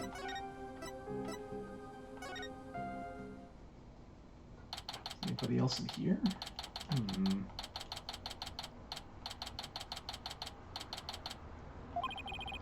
All that's left to check out is that understage passage. I have to try to get one of the staff members to unlock the door. So, conveniently... It's you people again. You came back. Huh? Yeah. I saw you, you know. Oh, it's you, the bunny assistant from the show, right? What? Oh, yes, that's right. My name is Bonnie Defame? Defame.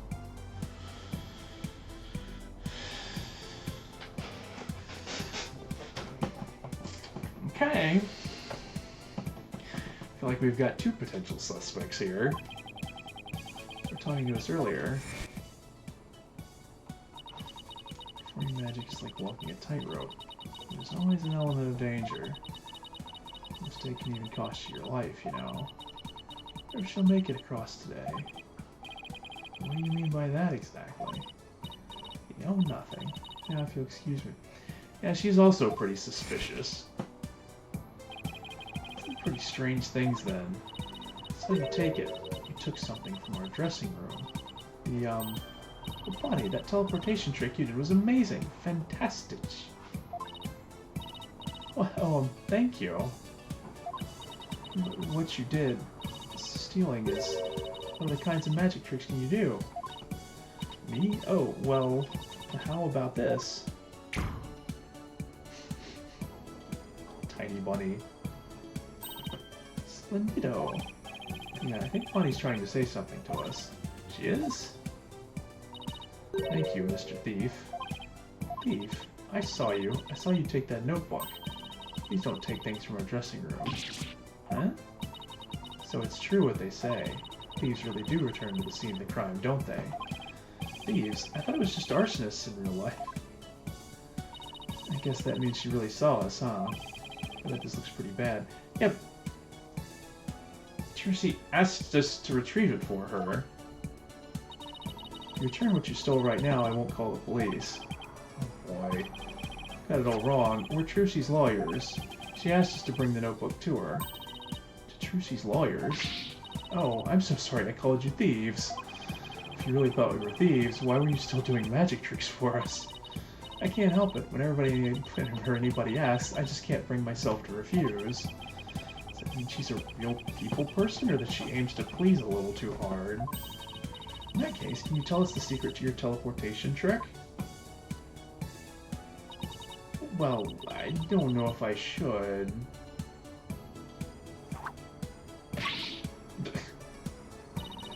Keep up the pressure, she just might tell us. I've been dying to know. Alright, Simon. The poor girl alone. Are you investigating the case? Yes, that's right. I'm Trucy's biggest fan. I just love her to bits. I'd do anything to help her. Appreciate that. In that case, would you mind if we asked you a few questions?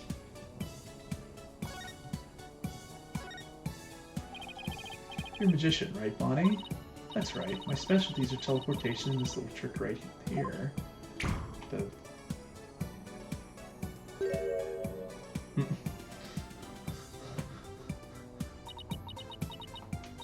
It looks like Mr. Bunny's in a bad mood right now. Or that she messed up. Said you're a big fan of Trucy's, right? Oh yes, I look up to her more than anyone else in the whole world. What about her makes you respect her so much? She's just incredible. Not only is she extremely talented, but she's so cool under pressure and always manages to keep a smile on her face. In spite of all that talent, she still works harder than anybody I know. Couldn't ask for more out of a magician. sensing a shift in the hyper fangirl drive. I love the unique way she does her tricks and how she charms the audience. Especially love her magic panties trick, which is both cute and comical. First time child trick has been impressed and moved a gun shows she performs her to the left count. Okay. And that's why I think Trucy is top class. A real first-rate magician. I see. I think we have a pretty good idea of how much you adore her now. Was I talking too much? I'm so sorry. Better be careful about when and how I ask her about Trucy. Anyway, that's why I'll do anything. Anything at all to help Trucy. Oh, Mr. Lawyer, you just have to prove her innocence. Don't worry, I plan to do just that. Trucy can see that she has people like Bunny in her corner rooting for her. In the magic show, right? That's right. I take it you saw my teleportation trick. Yes, it was just wonderful. You moved from one place to another in the blink of an eye. But it was pretty amazing. I have no idea how you transported yourself over such a distance in such a split second. It must be so fun to be able to do a trick like that. Teleportation looks so cool. It's like a superpower or something. Yeah, my trick is turning some heads in the magic world right now. Calling it new miraculous magic. Some even say it's the real deal, hee hee. Real magic, huh? I know there must be an explanation, but it sure does look real.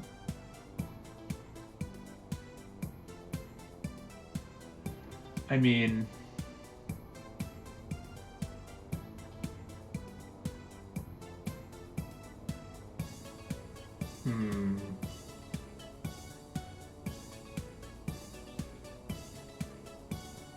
Because the first thing that comes to mind is that there's a twin.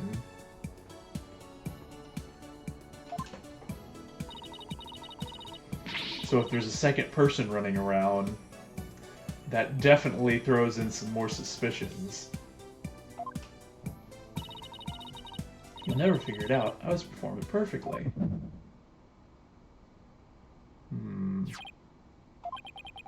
This feeling looks to me like Bonnie's hiding something. Actually, before we do that...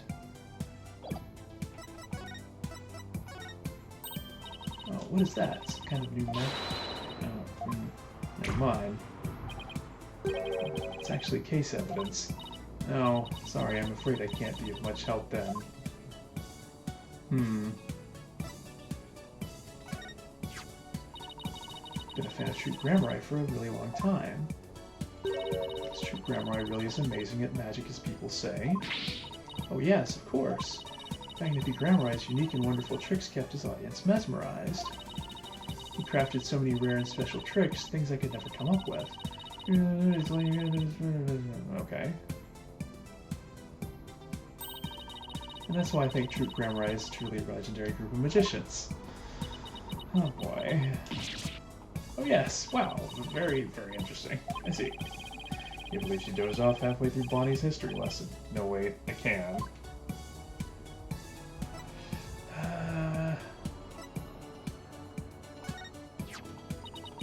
It's Mr. Reyes. You are Mr. Reyes' assistant, right?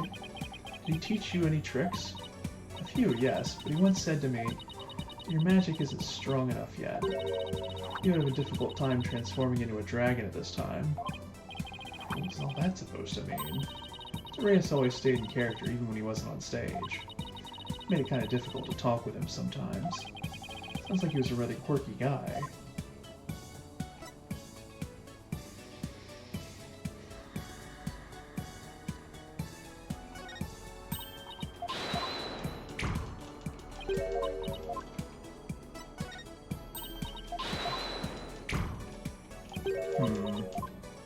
It's kind of weird that we can't ask her about the...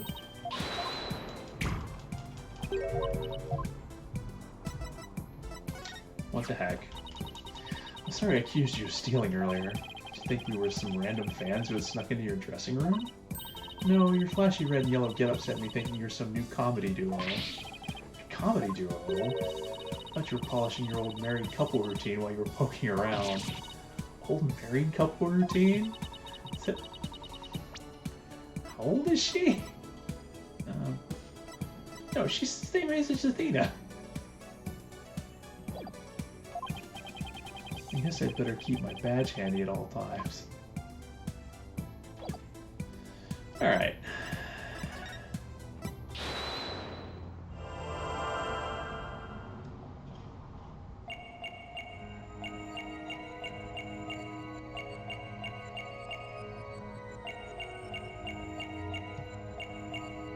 I mean, it's probably not her face, but...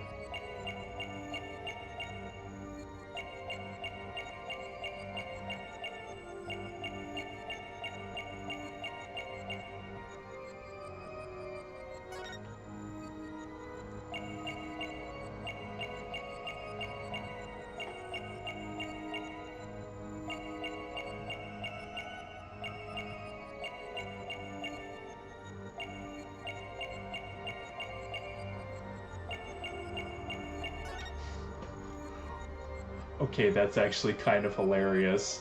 Gotcha! You said perform it perfectly. Your right hand would tremble and move your hat a tiny bit. I mean, it really looked like the, Mr. Bunny was the one who had the nervous twitch. Got a glimpse of the little rabbit hiding underneath. Did you really perform the teleportation trick perfectly this time? Of course, I definitely got that part right. What do you mean, that part? Oops. Wait a minute. You're saying that you...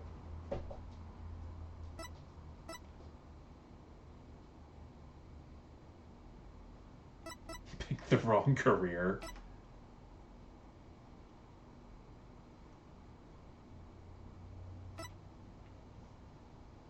I mean, this one would be the, uh-oh. Messed up Trucy's escape. I didn't think her escape was messed up. We can go for the throat here. Switching to the swords? I was involved with that part, so how can I make a mistake? Oh, I mean, I could mess up if I was simply watching. Or simply watching. I never make any mistakes under any circumstances. That's what I meant. Pretty flustered just now. Bet you did make a mistake somewhere.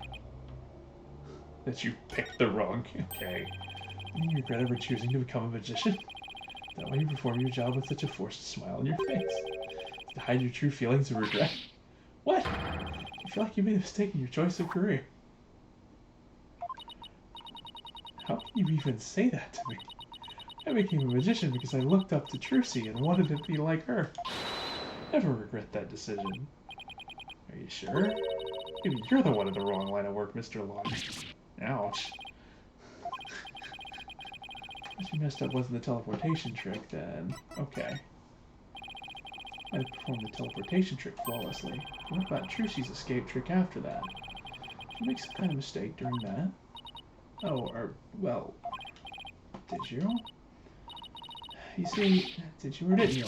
I did. You're absolutely right, Mr. Lawyer. Made a mistake during Trucy's escape trick. Sorry I lied. I could pull off a magic trick.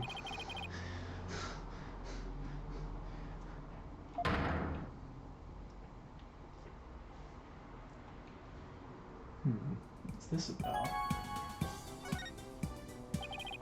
So you made a mistake during Trucy's escape trick. Yes. I was in charge of operating Mr. Hat, you see. I made a huge goof. So did Trucy explain to you how the escape trick works? Yes, she knew we'd need to know for our investigation, so she shared the secret. Let's see. After Trucy escaped from the coffin down into the understage passage, Mr. Hat was to be pulled up the catwalk by a winch. Trucy would then pop up on stage through a trapdoor. I was operating Mr. Hat at the time. Really? Clubbed up where I was supposed to have him stand. I was supposed to make Mr. Hat stand to the left of the coffin. Well, he was standing to the left of the coffin. I think. Well, from the backstage. I guess from the stage view, yeah, no, he was on the right side. But wait, that doesn't make any sense. Because Trucy showed up on the right side. So wouldn't have Trucy have been on the wrong side if she had him stand on the... Hold on. Messed up and had him stand to the right by accident. That matches up with what we saw during the show. Huh? But then, doesn't that mean Trucy would have ended up popping up on the side opposite to Mr. Hat? Yes, she would have if she hadn't done some quick thinking on her feet. She managed to pop up on the right-hand side of the oh, okay. So the audience never even knew a mistake had been made. How would she have known? Because she would have been below the stage at the time.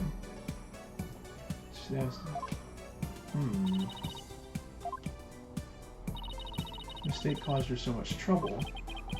I'd better ask Trucy about this later, too. By the way, we'd like to investigate the understage passage. Would that be alright? Oh yes, by all means. Anything to help prove Trucy's innocence. I'll unlock it for you. Hey, there you are. You got a minute? Oh, Mr. Rettens. Yes, of course.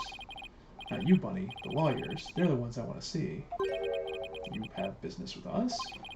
Or you two are from the same agency as Trucy. Is that true? Yes, that's right. This is for you, then. Hang loose, baby. A contract between Take-Two TV, the first party, and Trucy Wright, the second party.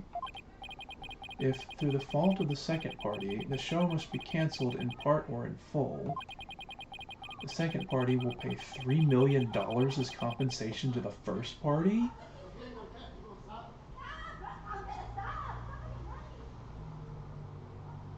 Well, if you were looking for a motive, I think we just found one. Yeah, that's more like it. That shocked reaction, that dopey expression. Make a great comedian. Really? I know, I'll put you on my show. We'll get one of those cartoon anvils to fall on your head. Wait a minute. Is this for one of those hidden camera prank shows?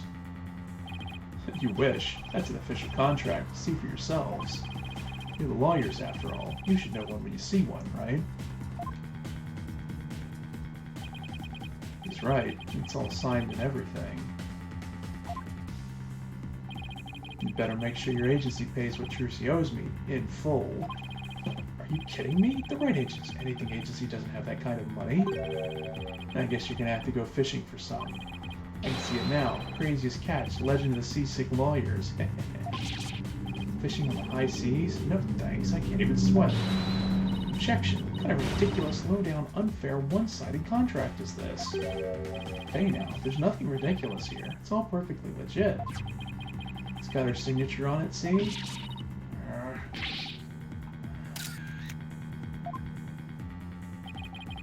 Boys have got to see the stupid look on your faces. It's priceless. And post. Getting responses already. It's gonna go viral. No, how could he? Bye-bye a reputation.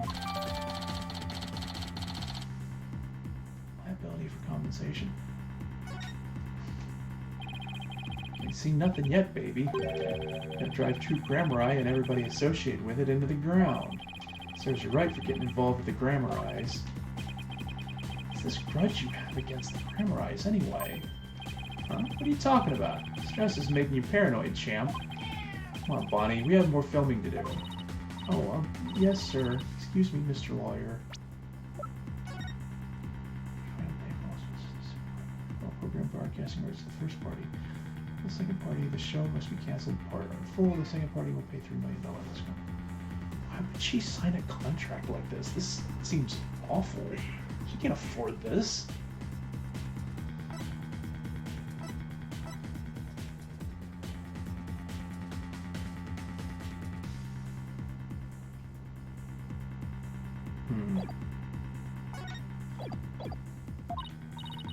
I'll unlock the door of the understage passage for you later.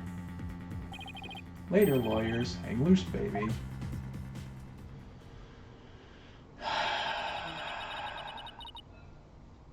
They've got to be in it. Now I'm starting to think they're in on it together.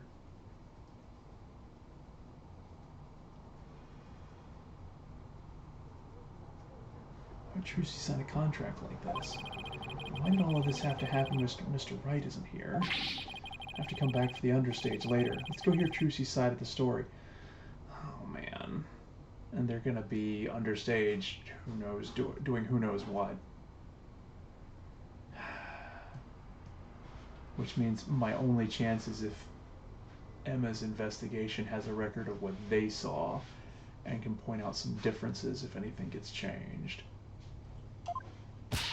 Oh man. Good thinking. We can't let you hit the high seas yet. Oh boy. Must be something we can do. Can't let the ratings Raj out get his way. Alright. Well, I think, unfortunately, I think I'm going to have to wrap it up here. Which is kind of wild. This has been a pretty extensive investigation. Usually we get through one of these a session, but like, we didn't start with this one. We still didn't finish. I thought we'd finish today and get to the first trial maybe, but yeah, it seems like we still got some more investigating to do. But this is definitely turning it into an interesting case. It's going to be interesting to see how all this plays out. There's definitely some stuff we don't know about going on behind the scenes that's leading up to these confrontations. Although, I mean, really, yeah, $3 million. Come on. That definitely seems suspicious. The bucket not being touched, even though that was part of Bonnie's deal, definitely seems suspicious, especially since she also messed up the trick. That seems weird.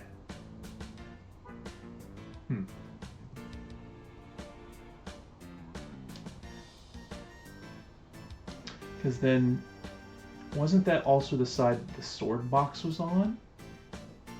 Which means if Trucy was having to jump over there at the time, could somebody else have been back there switching the swords at the same time that she was coming up out of the stage? So I'm just thinking, because that was what was right there. Like, why else would that mistake, quote unquote, have happened? And that doesn't explain why. But something happened there, because that would also match up with why, well, it doesn't match up, but the fact that Mr. Hat's cape got slashed. There's something sword related there. I don't know exactly what it is, but something along those lines. Anyways, we got some ideas about what might have happened, but I guess we'll have to work that out next time. By the way, I hope you've enjoyed it. It's definitely been a fun game so far, and maybe we'll be able to do some more tomorrow night. We'll see.